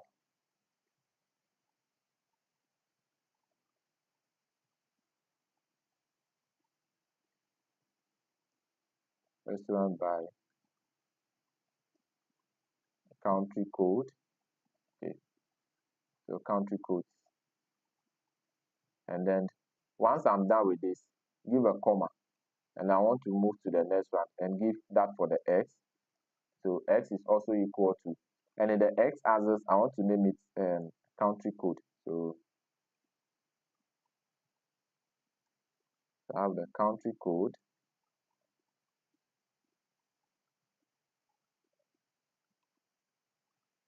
and then once country code, so I also indicate y for y, also equal to, and the y columns I want to indicate is that number of restaurants, because I'm trying to look out for the distribution of categorical variables like country code. And the only way that I can do that, because the data set is about restaurants, so I'm trying to look at the distributions of restaurants in countries by their code. Okay, so by the country codes. So that's what I want to do. So inside for the y-axis, I will name it maybe number of, okay, number of restaurants.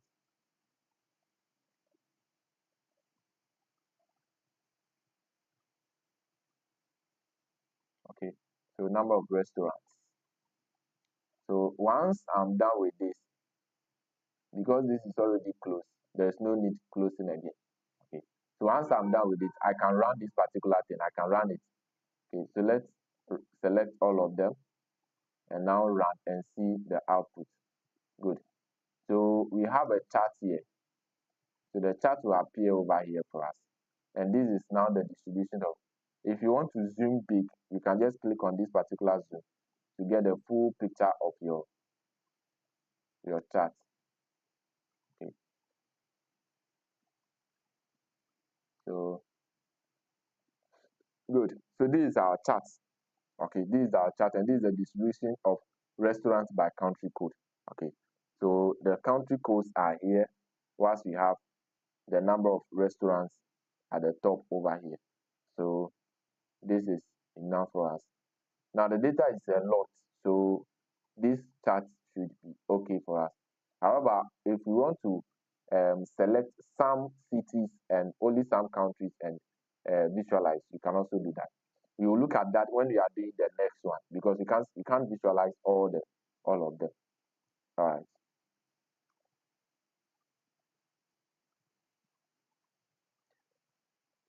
Good. So we are done with the country code, the distribution of the country code. The next that we also want to look at will be the that of the city. Okay. So right now we want to create a plot for that of the city. Okay. So here for me to do it, the first thing I will try to do is that I'll try to create a subset of the data. Okay, containing only the top 10 cities. Like, so I want to just create the visualization of only the top 10 cities. I want to make it like, okay, right now I'm interested in visualizing only the top 10 cities. Okay, so let me say that. Okay, so let me give a comment and say that create a subset of the data. So I'll say that create a sub of the data. Okay, of the data. Okay, of the data containing only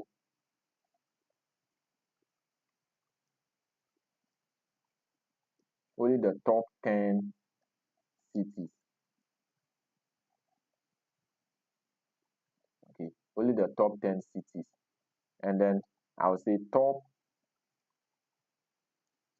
10 cities,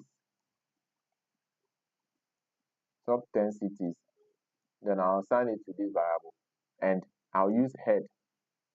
Okay, I'll use head as if I want to only take the head of a group of data. Okay, just a sample of the data. But this time around, I will what do you call it? I would sort it in descending order so that the top 10 will now come to the top. But with that, I'll use the name function as well. I'll use the name, I'll say name. So, sorry, names. So the name functions, and I'll give an argument. The first argument I want to give is supposed to be the data, okay? The data, that is the city. I want to keep the city, but because I want to sort it in descending order, because I want to sort it in a descending order so that the top will go, the biggest ones will go to the top, I'll use the sort function. Okay, so I'll use the sort functions, and inside I'll specify my data, dollar sign. I'm interested in the city. Okay, so I'm interested in the city, and then once I come out over here, I'll use the decreasing. Okay, so decreasing, I'll say that decreasing is true. So decreasing is true. Okay, and out of this, once I specify this, that okay, this is what I'm interested in, the top 10 cities, and then decreasing is actually equal to true. I have to select, I have to indicate that, hey, pick only the top 10 for me. Okay, pick only the top 10 for me.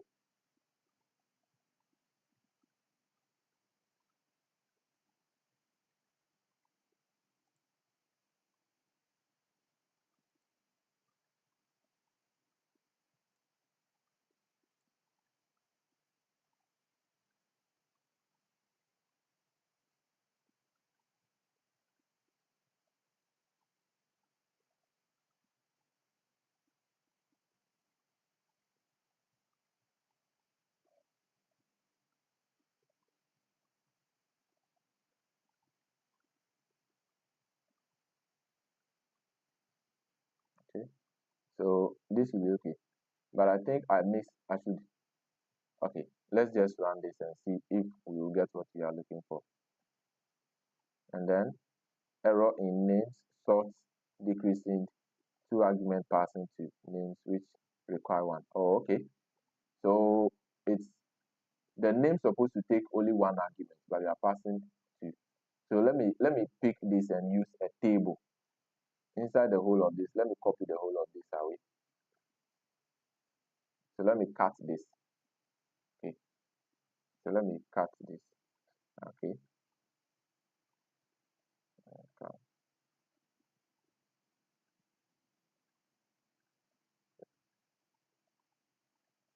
Try to say. Let me try to use table inside here and see what I'll get. So the name argument should give us only sort inside, so that the name argument will take only, the name function will take only one argument, which is the whole of this one. Okay, right now. And now I want to indicate only 10. So I'm looking for only the top 10. So right now this should work. So we have the top. Good. So this has worked for us. And we now have only the top 10. So we have this one: 1, 2, 3, 4, 5, 6, 7, 8, 9, 10. Yeah. So this has worked for us. So this is okay. So this is what we are interested in. Okay. This is what we are actually interested in. And we have been able to display this. So what else do you want to do? What we want to do right now is to get a data. Okay. We need to get the data of these top 10 cities and use it to plot our graph. So I'll use a function, the data of the top 10 cities. So data underscore top 10 cities. Okay. Here, my interest is now is in that, okay, I'm creating a new data where I'm creating a new table where the top 10 cities, I'll get their data. Okay, I'll get only those data so that I can be able to use to do my plot. Because getting only the names of the top 10, getting only the names of the top 10, I can't use this. I can't plot it against anything. So it won't help me. So right now, I will say that what I'm interested in here is that I'll pick the data. I'll say data, then I'll open a square bracket. Then I'll pick the data underscore, city. So I'm interested in the city. So if the data, this particular data city is in a particular thing, okay, whether it's in this particular area, it's in the top 10 cities. So something like this. And I'll use the in function. But in the in function, we use both the percentage. So percent in, percent, and then in this particular one. So this is what I'm actually interested in and what I want to do. Okay. And I'll give command and leave space so that we will have a kind of a table where we have the top 10 cities and then its corresponding other data. So let's run this one too and see the outcome.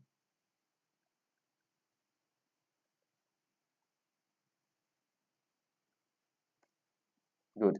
So this has created a table for us for only the top 10 cities. Okay. It has created a table for us, a table of data for only the 10 top cities. Okay. And the 10 top cities with their data. Okay. So that is what we have created right now. Out of the so many cities that we have, we only have the top 10 cities data here. So you can even check it when we come to the city side. You can check it that these are the only cities that we have. Okay, we don't have any other city aside those cities that were in displaced over here. We don't have any other city aside those ones. Okay.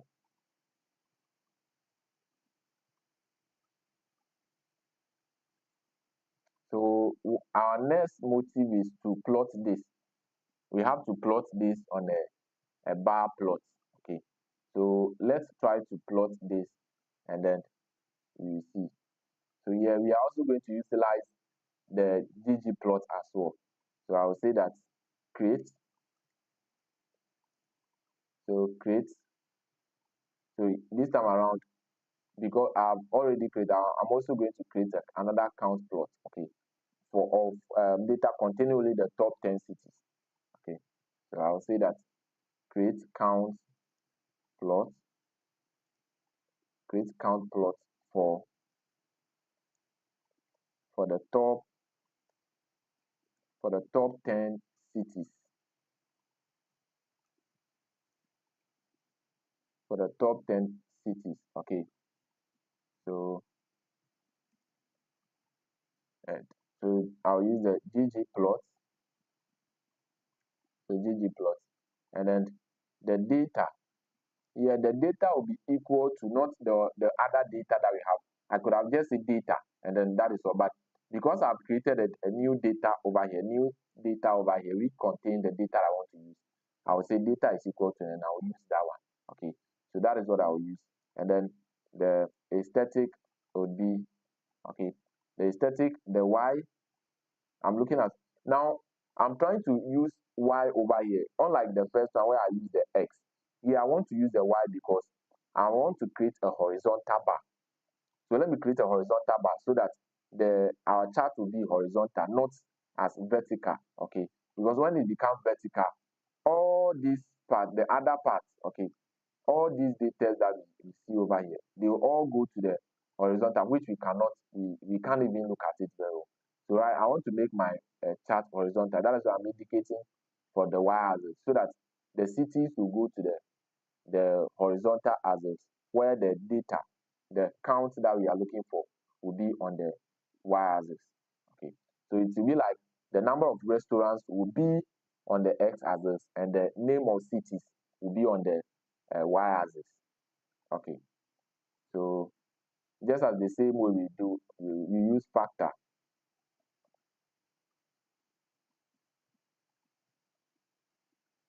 So we have factor, and then inside we have the city. Okay,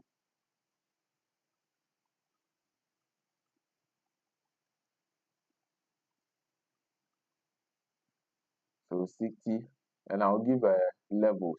Okay, I'll give levels. Here, the level that I want to indicate over here, I'm trying to use the level so that I will reverse the data.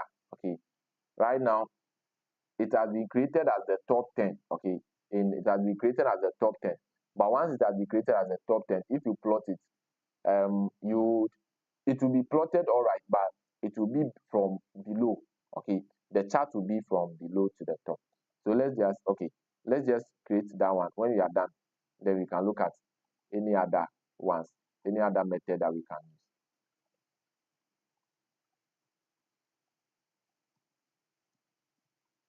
So now that this one is set, I will say that geom bar.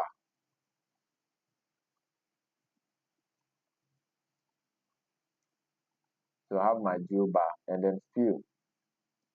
Fill will be equal to, okay, so let me use a color like maybe I think we have a color like steel blue.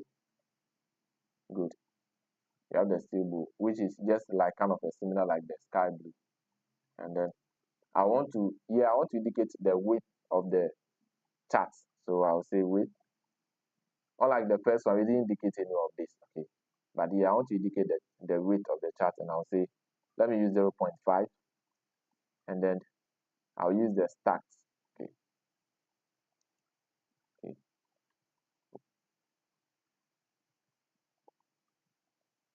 So stats, and then the stats will be the count. So the stats will be count. Once this is over, I move on to the next one, and the title. So labs. So labs, and I'll indicate the person title. So the title is, I want to give the title as top 10. Okay, top 10 cities. So top 10 cities with highest number of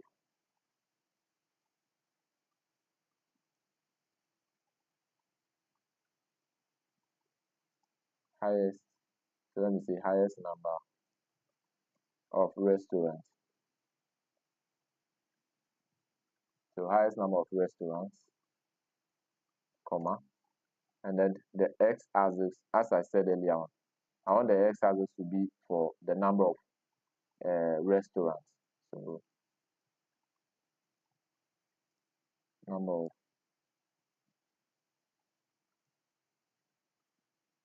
the number of restaurants, then y will be the y will now be the name of cities.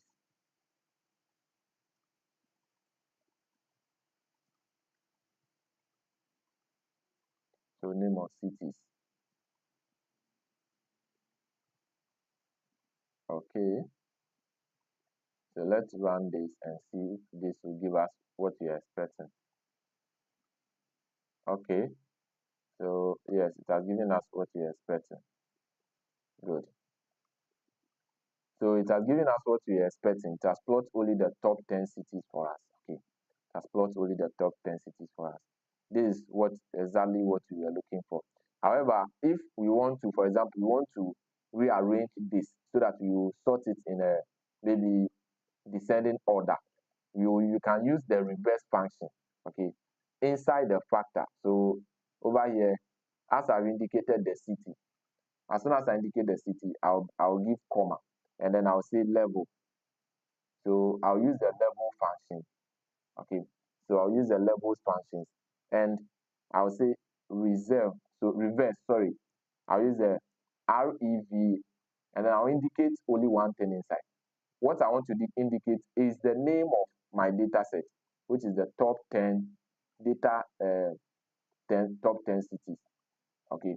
So this is what I will indicate, showing that, okay, reverse the data for me and make it in a descending order.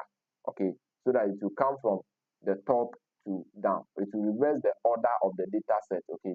Likely just to display them in descending order. Okay. Based on their number of restaurants. So that is what it will do. That reverse function will do. So if I rerun this particular code,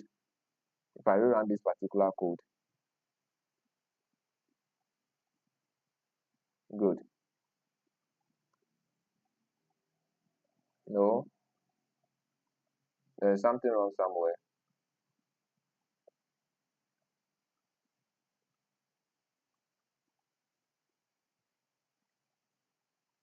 We have the levels, we have the reverse. Okay. Okay, so let's add additional thing. Let's add additional thing and see. It will give us the results. So let's add team. Okay. Let's add team to it. And then so let's see the team. I want to the others. So others dot test. Others dot test dot y is equal to so elements test. And then here let me say size. So let me choose 8.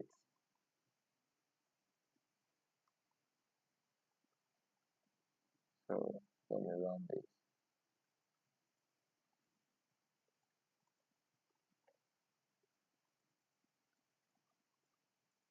Since it's giving us the same thing, there's an error somewhere. Let's check our code back again. Okay. When we use the factor, we use the city where you have the y is equal to, then you have the factor city, and then the levels, we reverse the data. Oh, okay. We are actually reversing the data. That is why it's happening. It's supposed to be this one. We are supposed to reverse only this one. Let's reverse only this one. Okay. So even this one has no effect on us right now. So let's cut it out. So we are only supposed to reverse only the top 10 cities. Okay, we are just rearranging the top 10 cities. Good. So this is what we are looking for. So this is what we are looking for. So this is our chart, and this is good enough for us. Okay. So this is what we are exactly looking for. So now it has changed the arrangement of the data for us, where we have the S column become the number of restaurants, and then yeah, and you can see that okay, the distribution of the restaurants, we have the new day giving us the highest uh, number of restaurants. Okay, so this is what we are actually looking for. All right.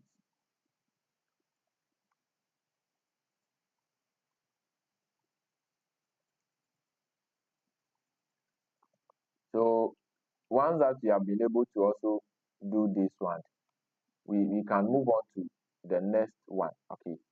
We have the country code, city, and cuisine. So the next thing that we also have to look at is that of the distribution of the cuisine. And we are just going to do the same thing as we did over here. Okay, the same thing as we do for the cities. So you can likely copy everything over here and just we go and paste them. However, we just need to edit some of them. But the truth is that with the cities, we are not going to visualize. We want to identify the top 10. Okay, so we just want to do some identification. So with that, we can say that, okay, let's give a comment first. So the comments, we should give the comments and say that maybe the top 10, okay, the top 10 could say, so the top cuisines and maybe cities, okay, cities with the highest number of restaurants. So because we are looking at the distribution, so we kind of want to see the highest number of restaurants. So the highest number, so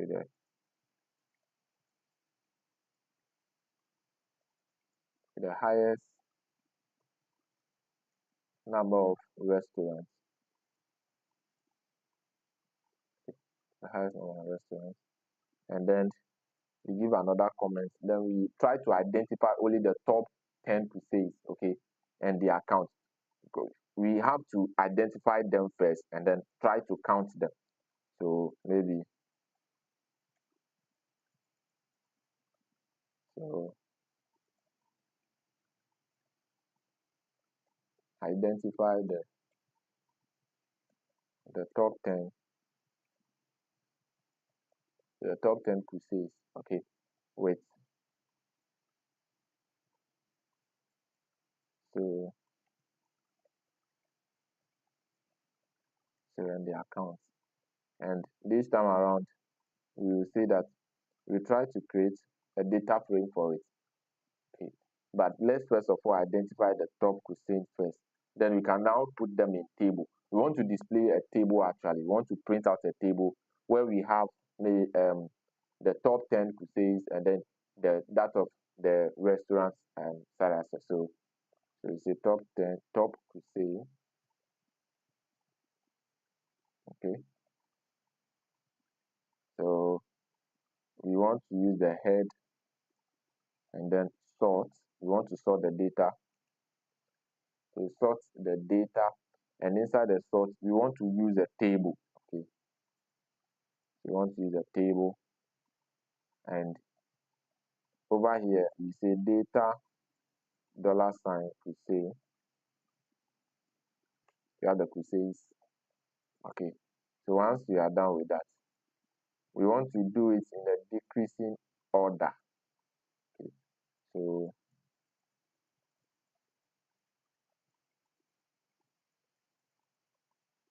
decreasing should be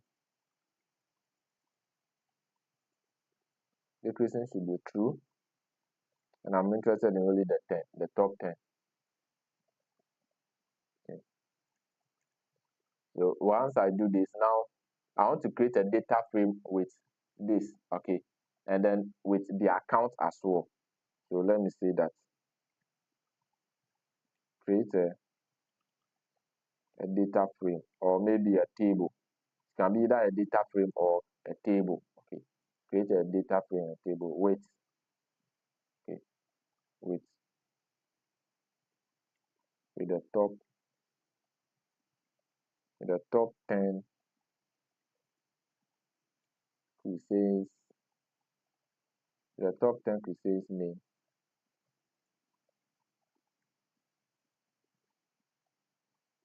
crusade names,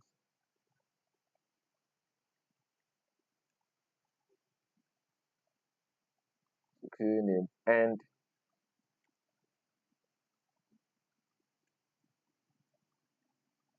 count. Okay, so this time around I'll use the top crusade underscore df. Then I'll assign it to this, and I'll say that, okay, hey, I want you to convert this to data frame for me. So dot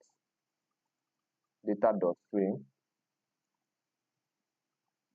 So data dot frame, and inside I'll use the crusade. Okay, so crusade should be equal to name.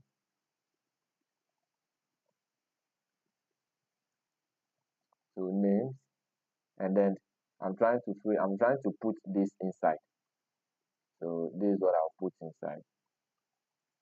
So once I put this inside, that is the first thing that I want. The second thing I want is I want the count. So I'll use the count. The count, I'll say that a count, it should be equal to as numerical. Okay, so as dot numeric, and then top. So top could say, so those are the things that I want to be. Okay, so that is what I want to. Once I do this, I can now print out the top 10 to say, okay, so let me do a print statement here.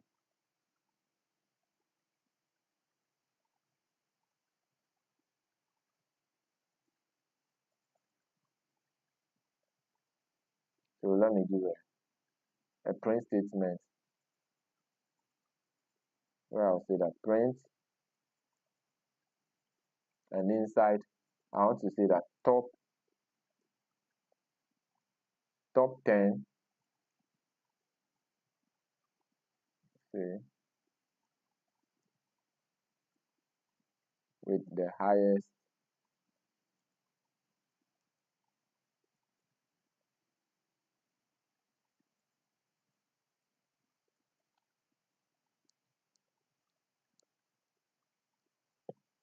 with the highest number, okay, with the highest number of restaurants, with the highest number of restaurants, and then down here I will print my data frame. Good. Now I'll print my data frame. Now let me clear everything and the environment, and I'll run this.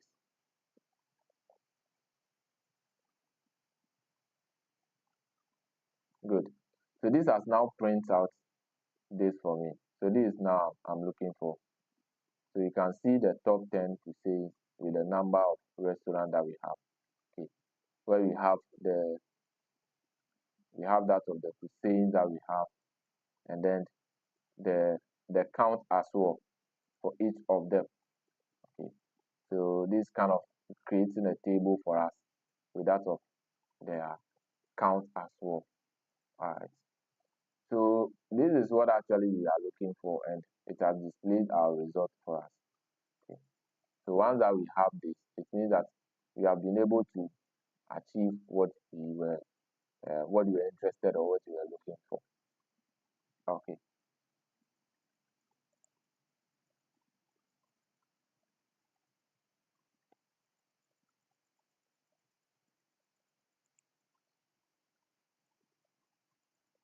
Okay.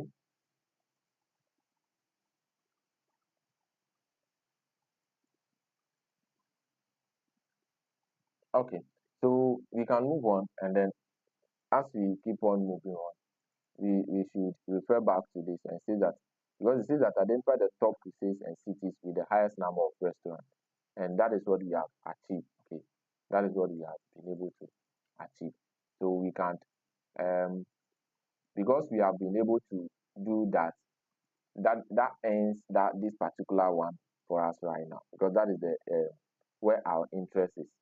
Okay, so we can then move on to the next task, which is the geospatial analysis.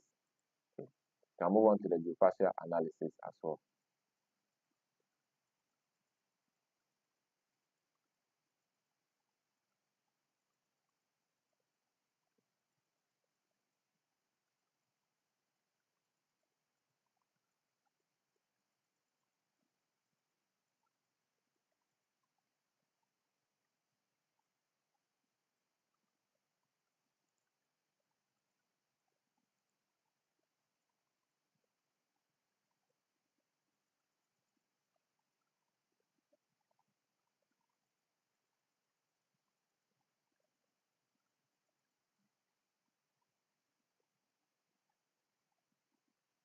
Oh, okay.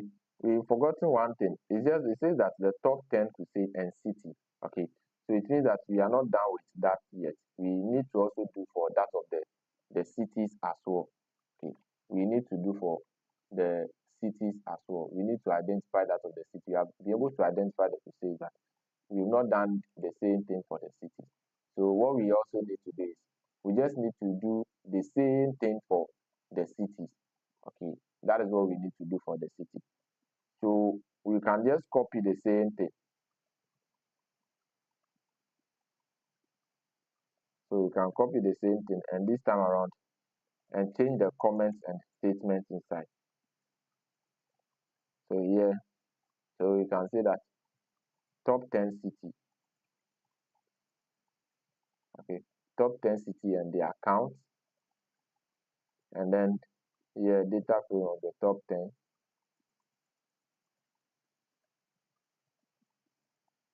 top 10 city names. Okay, and the account and count. And inside over here, I'll do some changes. So here, this one too, I'll change it to city, and inside the data, instead of the crusade, I'll change it to, so I'll use the city. Okay. And when you come here, instead of the crusade, you see that city. So you have the city.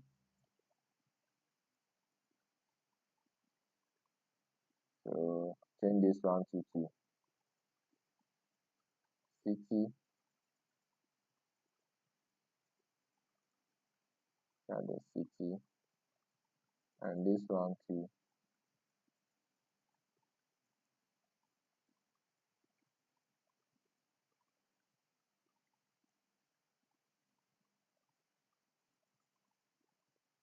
yeah. So the top 10, the top 10 city with the highest number of restaurants.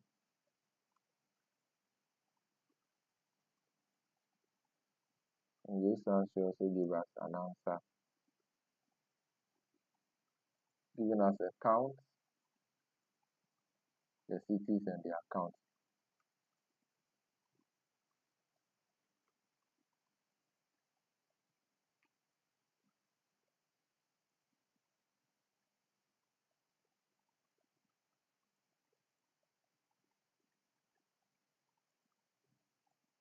Okay. So those are the things that we've gotten. But we can also do we can do some plotting to see the reality of what we are seeing over here, because the result we are seeing is giving us counts as 111 of them, which we cannot really confirm what we are having. So let's do a plot. Okay, let's plot that of the, maybe just plot only one of them, maybe the top 10 crusades. Okay, let's do a plot of the top 10 crusades, because we are trying to identify the top 10 crusades and their account. So that one it's enough. It shows that it is only one. Okay, for example, when you take that of this one, we know that it is only one. When you take one of the crusades, all these crusades is we are seeing the count as 1. Okay, but let's do a plot. Okay, let's visualize this particular one. And what we will say is that we want to visualize, create a count plot for the top 10 crusades. Okay, and what we will do is that just as the way we do a plot for this particular one, top 10 cities. Okay, let's do the same thing. Okay, let's do the same thing for this one. So let me just copy this one, and then I'll do it right under this one. Okay, so I'll do it right under this one. And because I'm now looking for the top 10 crusades, I'll change this all these comments to, so we have the crusades, and inside this, just do some changes to this one. And then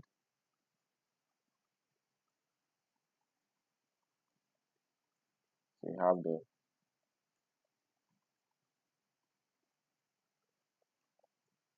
decreasing order, data,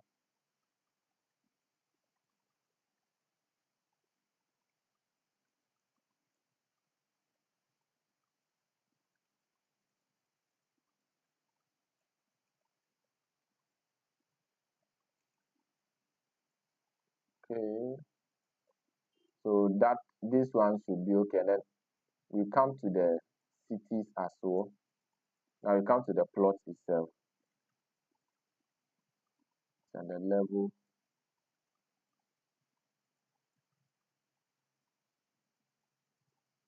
is what you want. And when it comes to the data we are using this data.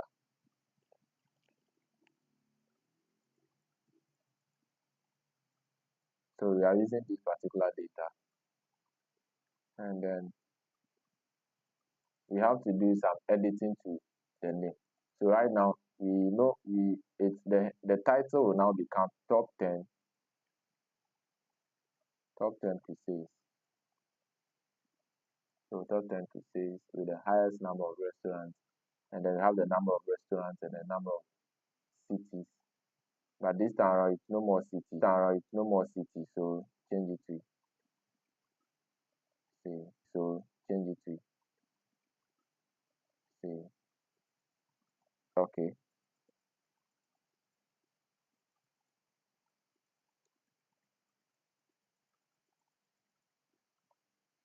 So here we are creating visuals. Good. So this has given us a sense of what we have. Okay. So this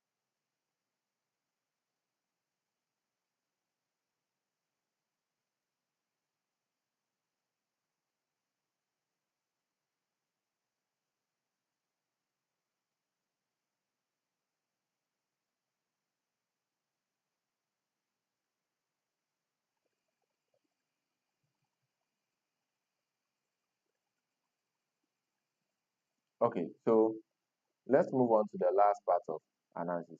Now, we can see, as I said, before we move on to the last part, this is what we are interested in, and this look good for us. We can see the that of we have the number of the top 10 crusades with that of the number of crusades, and then the number of restaurants as well. Okay, now that one is we have been able to visualize what we have where we when we talk about the crusades, we have been able to visualize them and the number of restaurants that particularly that we can find those crusades at. So you can see that with the North Indian, the crusades over here, we it's a lot of restaurants. There are a number of restaurants that actually specialize in that. Okay, so when it comes to the North Indian and the Chinese, we also have the number as well. So this helps us to be able to visualize the cuisines. Okay, and that of we have also visualized the cities as well. But when you come to the last part of this, it's saying that identify the top cuisines and cities with the highest number of restaurants. Okay, the top 10 cuisines with the highest number of restaurants. And per our analysis, we have been able to identify the top 10, the top cuisines and the cities as well. Okay, once we have been able to rearrange them in a certain order, we can be able to conclude the top 10 crusades. Okay, we can even use the visuals that we have created over here to analyze or to conclude that particular statement. Okay,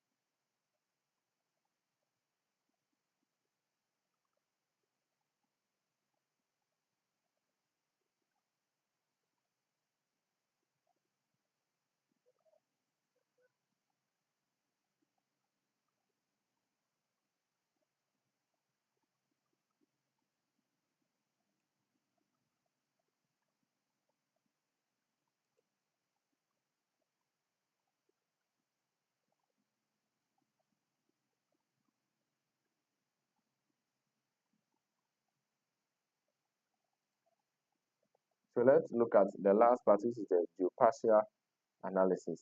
Okay, so let's just look at the geospatial analysis. This one says that visualize the location of restaurants on a map using latitude and longitude information, and then analyze the distribution of the restaurants across different cities or countries. Determine if there is any correlation between the restaurant's location and its rating. Okay.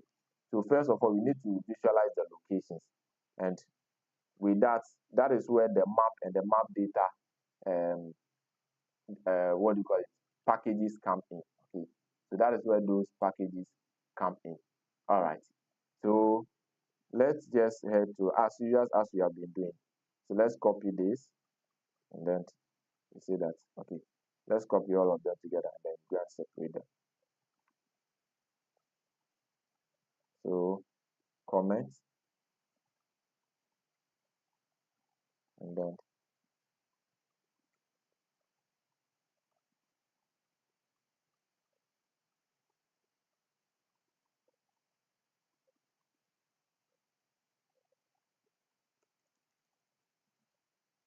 so the first thing that we will do is that we are going to create a map of the world. Okay, we will create a world map. So we are going to create a world map and then we use it to do our plot. Okay. So I will say that um so I'll give a comment and I'll say that so create a map. So create a map of the world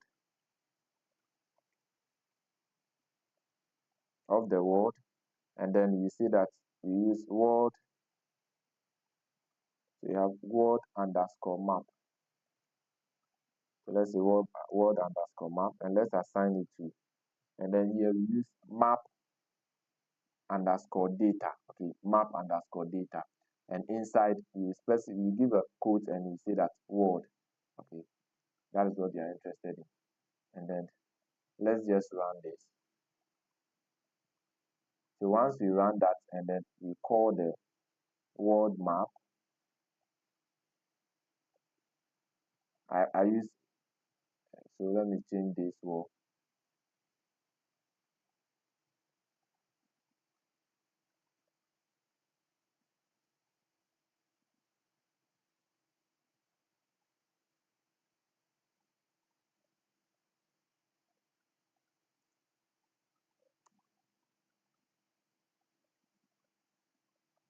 So yes. So once you run that, it has given us the longitude and latitude, region and sub-region as well. Okay.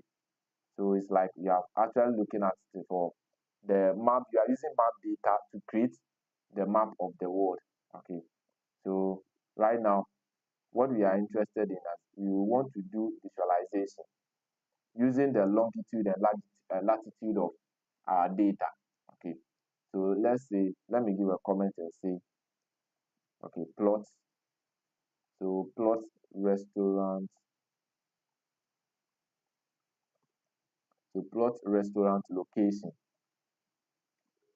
on map. Okay. So and then you use ggplot,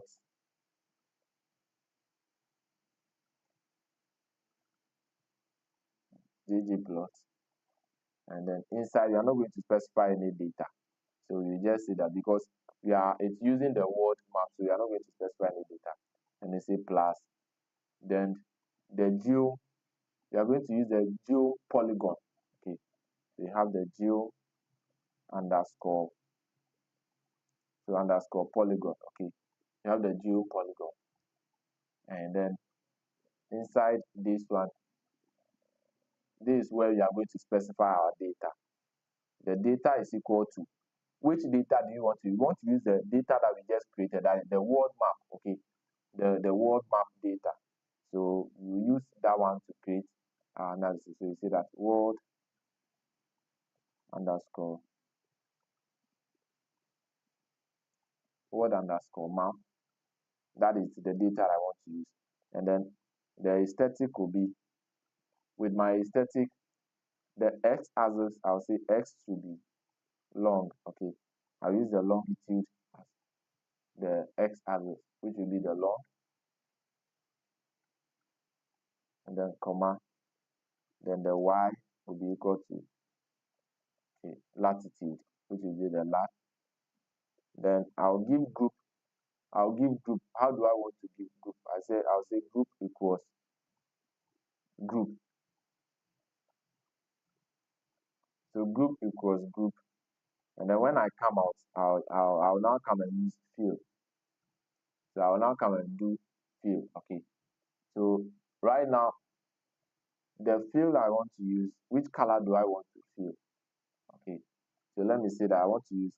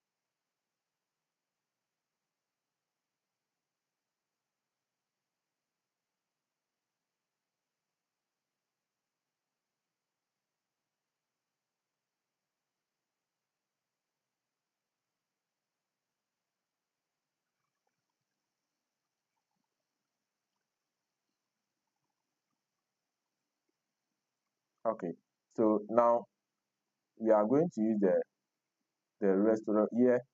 The value over inside the scale car manual, I'll indicate legend, and then now going to use the restaurant. Okay, so I'm going to use the restaurant inside because already we have indicated, we have added the world map. We have already created a data called the world map, which contains our latitude and longitude, everything inside. So now the next thing that we just need to do, all that we need to do, is to just to create um, the values. Okay, use the restaurant to create a value for us. So that is what we just need to do right now. So over here, I'll pick the restaurant.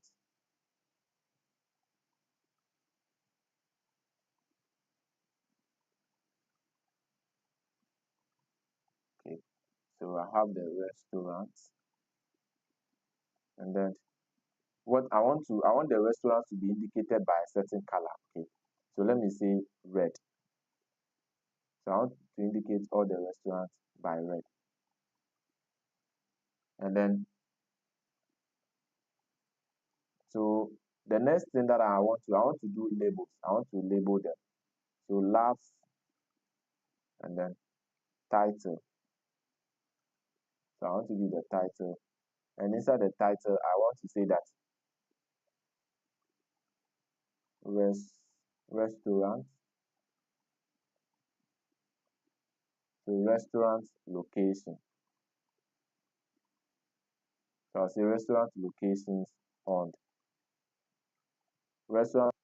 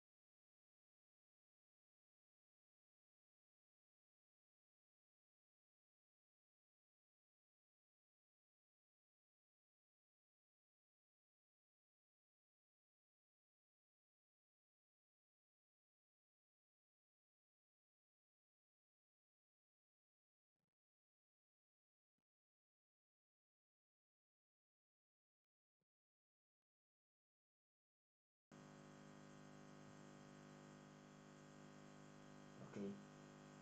So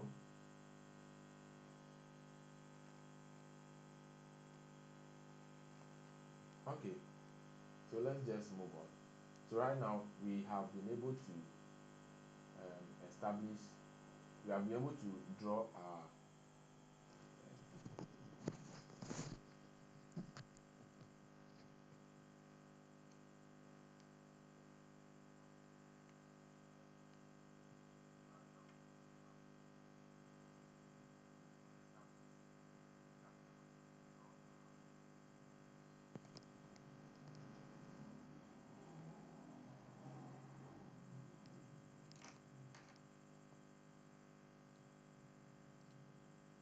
So we have been able to establish um, our world map. Okay. So right now, as we have drawn the world map, the next thing that we need to do is that we specifically specialize for, like, we make the title to be the restaurant location on the map, and then the y-axis to be the longitude. Okay, so the y-axis becomes the longitude, where the y-axis is the latitude, and then the x-axis is the longitude. Okay, so that is what we have, but we need to also indicate the restaurants on the map. Okay, so we have to make sure that our restaurants are being located on the map, and then we say that that should be given by the red dots. Okay, so that is what we want to do right now. Okay, so let's check that so that our restaurant will be indicated. So we have the long, the latitude, and then we group by this.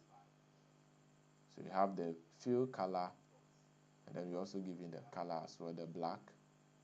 Okay, so the next thing is that the scale color manual, we specify the scale color manual, and then we give the values is the restaurants. Okay,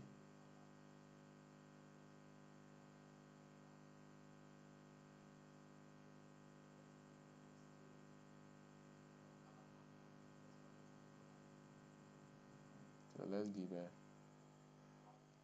let's say that this one plus, so plus team minimal. So let's add only this and run and see. The restaurants are supposed to be, we have to see them on the on the map as red dots, but we are not seeing them when we plot them.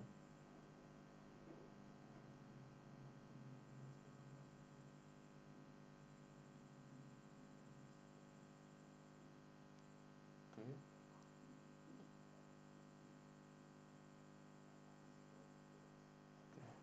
let's check the code walls and see, because we have created this one. All right, the world map, and then we use the map data.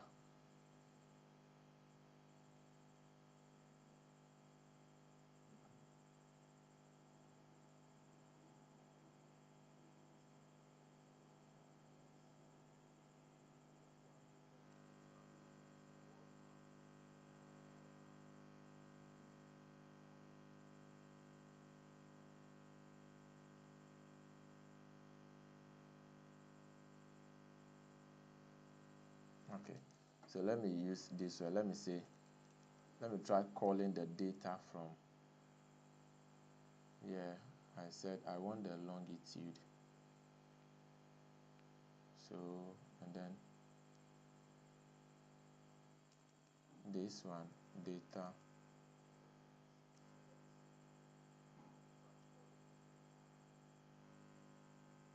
This is not how it's supposed to be, but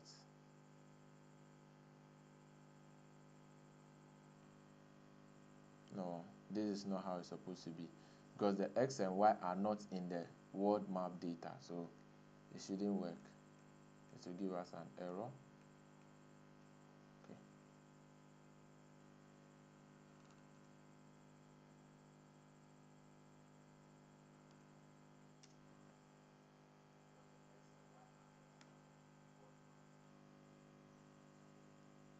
when you come here, you have the long and then latitude, which has given us enough data.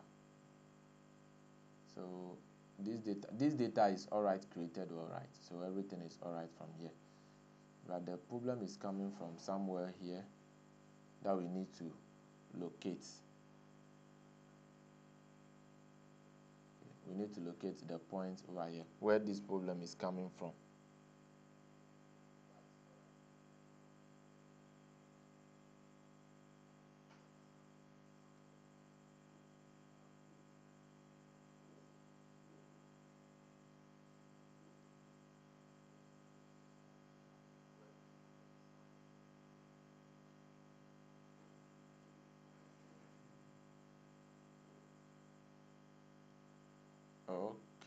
Okay. I think I've seen something.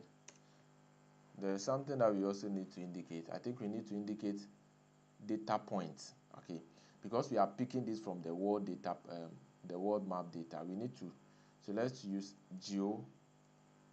Okay, let's use geo point and see. So geo point, and this time around the geo point, we want to put the data here. So data is equal to our data.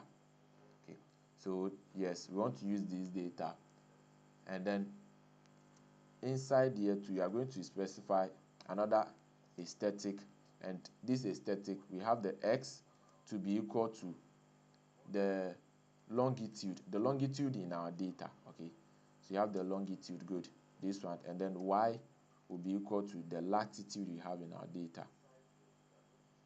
So you have the latitude you have in our data. Okay, and then I'll give color. The color, I will say the color is supposed to be equal to the restaurant. Okay, so I'll say that restaurant, because I want to color I want the restaurant to be colored. So I'll say restaurants. Let me see. So restaurants, and out of this I'll specify the size of each of them. Okay, that is how I want this thing to be. So let me say the size should be equal to somewhere like maybe 2. Now don't forget to bring your plus. Okay, so if I run this should help, this should work. Let me cut away this thing.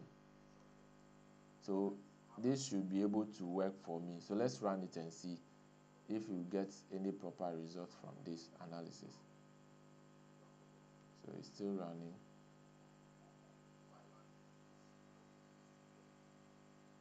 Okay,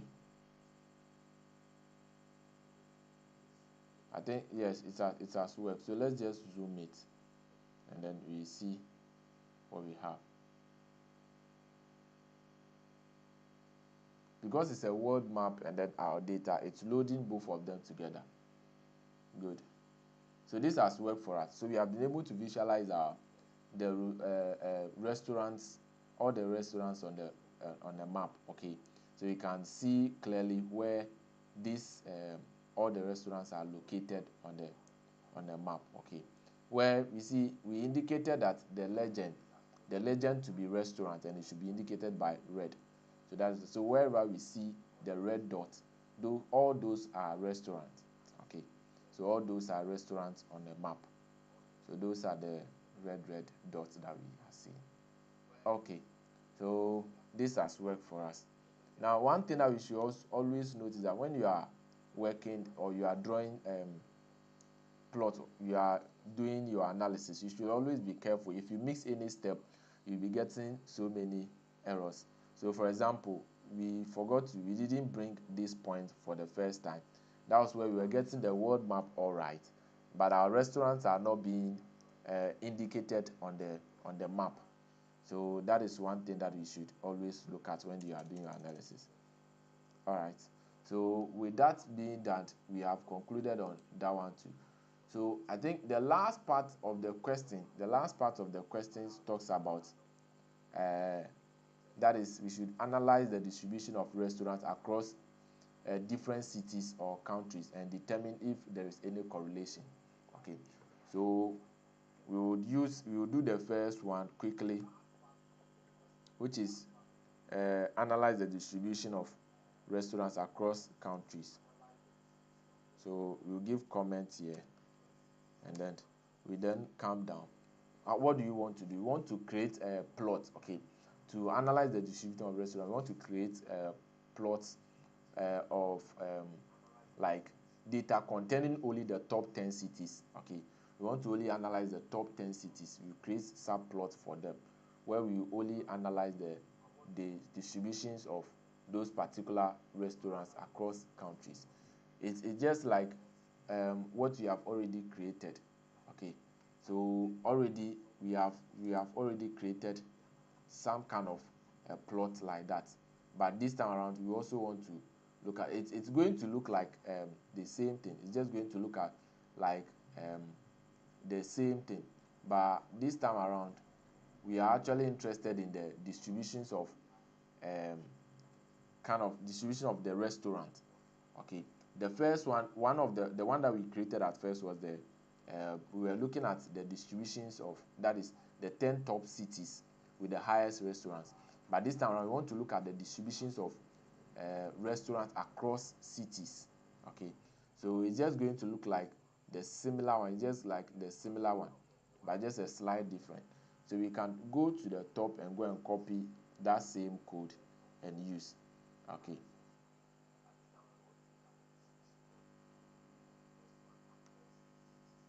So we just copy this, and then we come down and copy and paste, and then it says that do some changes inside. With the first one we are not going to do anything. The second one too, we are not going to do anything. And here too it says that, so this is where we will look at if we have to do any changes over here, okay.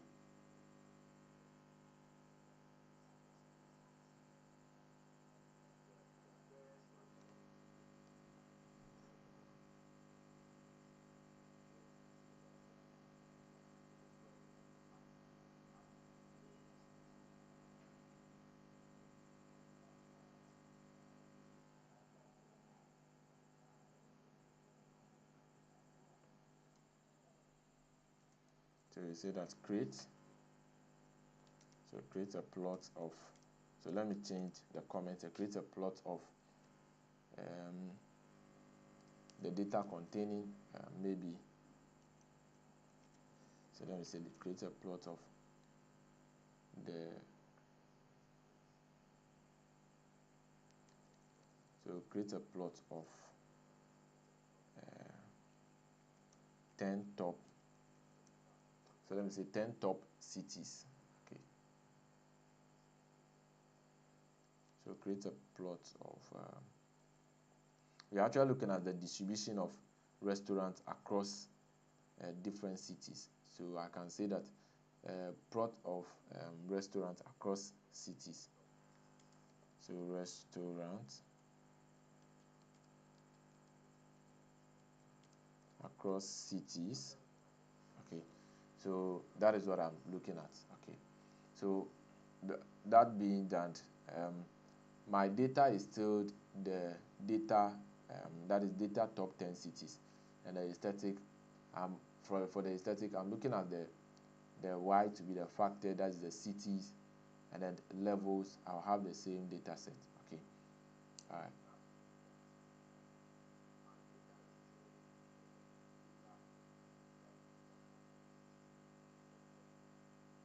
And then when I come to the geo bar, I can use the same the same stats as well.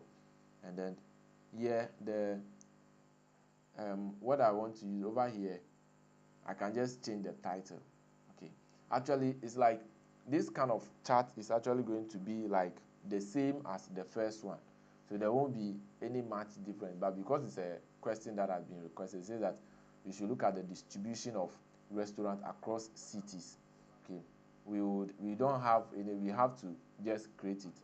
We will still have to create this one as well, because we are looking at a restaurant across different cities.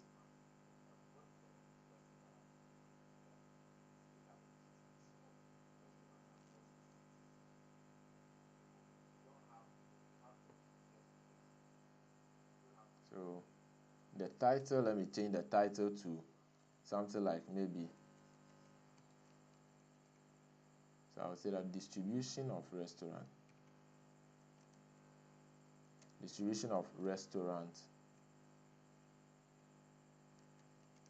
okay, restaurants across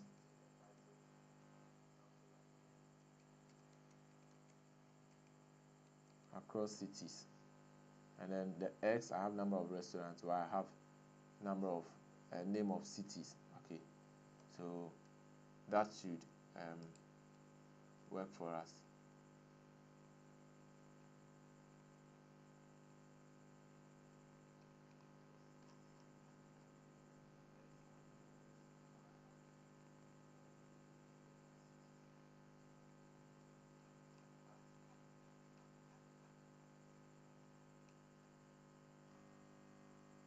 And then we can run this that we have.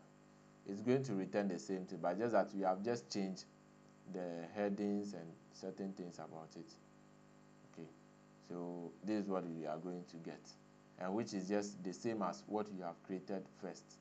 Okay, there was no much any difference about it, but it's just showing the distribution. It's just showing how the restaurants have been distributed across cities. Okay, so we have the cities, and then we can see some of how the restaurants are being distributed across different cities. Okay, and then we need to also determine if uh, um, if there is any correlation between the any of the data. Okay, so we have to look at whether there is a correlation between the restaurant's location and its rating. That is what we have been asked to do, and to do that, we will use the correlation plot. So that is where the correlation package come to play. Okay, so we have to use the correlation plot over here to determine whether there is a correlations or there is any relationship between any of these ones. So first of all, we need to calculate the correlations, and then when we finish calculating the correlations, we will then plot it on the a map. Okay,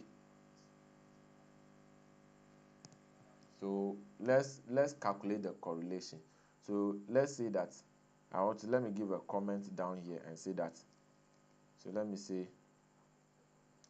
so calculate. So I have the calculate. Let's see, calculate the correlation. So let me say calculate the correlation. Okay, let me just say calculate correlation. Okay, so here I'll say that I'll give a name like maybe,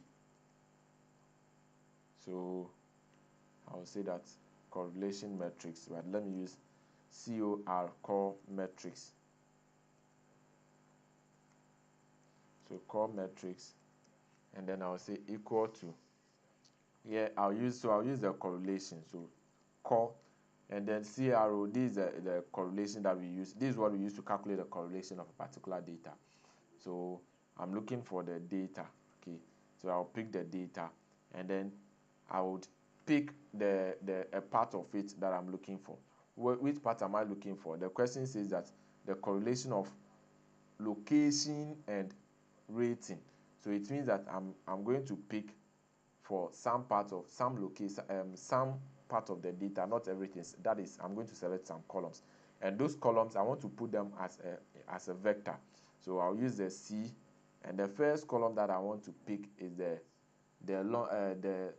longitude, the latitude, and then so locations. The first one I want to pick will be the longitude.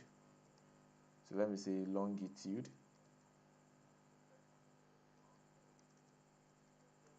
So I have the longitude, and then comma, the next one is the latitude. So you have the latitude, and then the last one I want to pick is the aggregate rating. So aggregate dot rating. Okay, so these are the things that I want to pick. So once I run this, I will create a correlation between them, and then I'll create a correlation matrix there, and I want to use this to plot. Okay, So I want to create a heat map.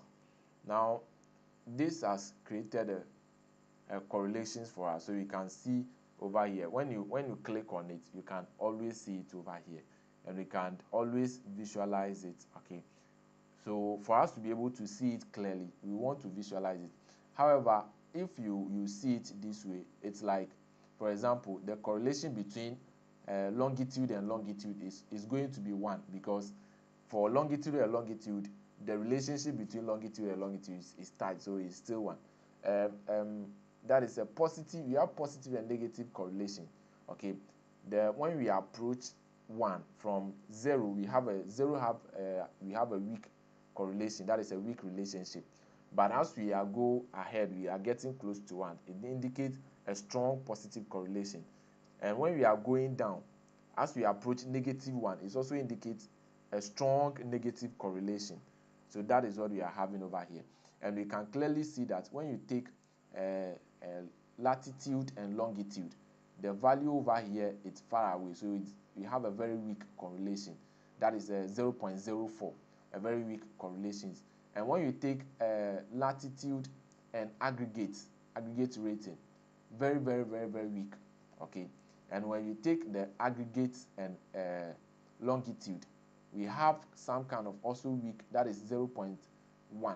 It's at least it's better. It's getting we have some kind of relationship, but not that strong. Okay, so that is the only relationship that at least it's a bit okay, because now when you look at the value, we have the same value here and we have the same value here. So when you go to this side, it's the same thing, aggregate against what do you call it, longitude. And when you come here, so longitude against aggregate, so it's the same thing. Okay, but aside that, you can see that all the rest of the values are weak. Okay, the middle value, the diagonal values are against itself, so it won't make any effect. Now let's visualize it and see it clearly. Okay, when you visualize this, you create a heat map for it, you can be able to see it clearly. So let's say that let's create a heat map. Okay, so a heat map, so let's say create a heat map to visualize. Okay, to visualize the correlation.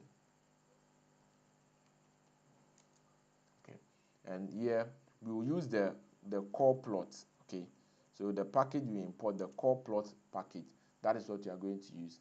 Okay, and we are going to use the name of the data, that is, we have already created the correlation over here, so that is what you are trying to visualize. So this correlation matrix that we have created, then you pass method. Okay, so the method, we want to give color. Okay, so we want to give color, and then we have the call, which will be equal to, okay, so we have the color color ramp. Okay, so you want to use the color ramp template. So the color ramp template, now the color ramp template, these functions return functions that interpolate a set of given colors to create a new color template. So we are using this to create different colors. And what are the colors that we want to pass in? So we want to pass the colors, and we want to create a vector of those colors. The first one that I want to create is that maybe I want to use blue. Okay, so, and I want to use white. Okay, so I want to use white, and I also want to use maybe red. Okay, so red. All right, so once I use these colors, good to go. And then I want to, over here, let me pass some parameters here.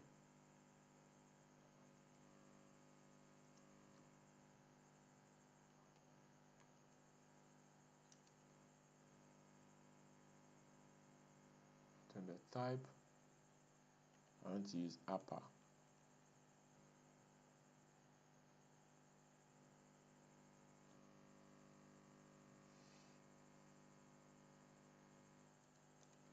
Let Let me just break this down. It's getting too long, so let me break it down. See this order. Okay. So for the order, I want to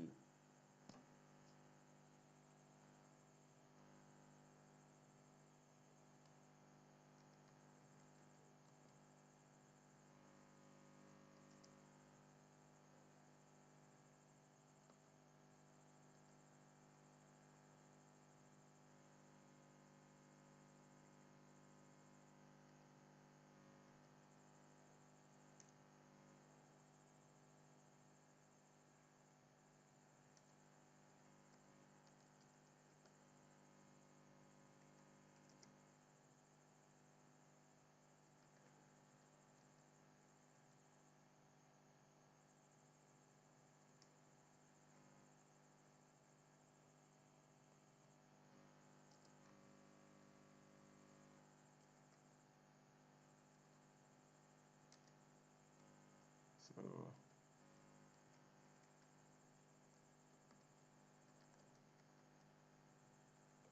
to correlation. It's a correlation between. Let me also break this down. It's too long. So I have correlation between. I have correlation between the restaurants. So correlation between the restaurants. So correlation between the restaurant's location. Okay. So the restaurant's location and rating. Okay. Restaurant's location. Restaurant's location and rating. Now over here you can see that as soon as I give only one, I put another one apostrophe over there, it's making the whole of these ones as incorrect. So what I will do is that I would rather use double quotes. I will use double quotes to complete this. So let me clear away this and select all of them.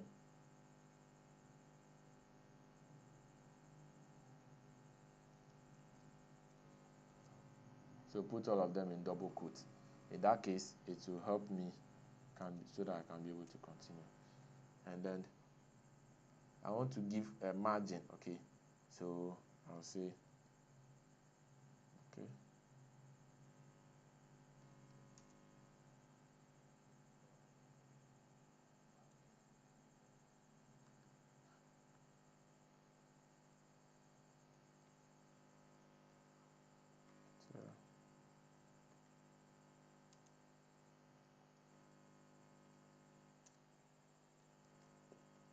So I'll create a vector. I have 0 0, so 3. So let me put 3 there, and then let's say something like 1. Okay, so right now I think this should work for me.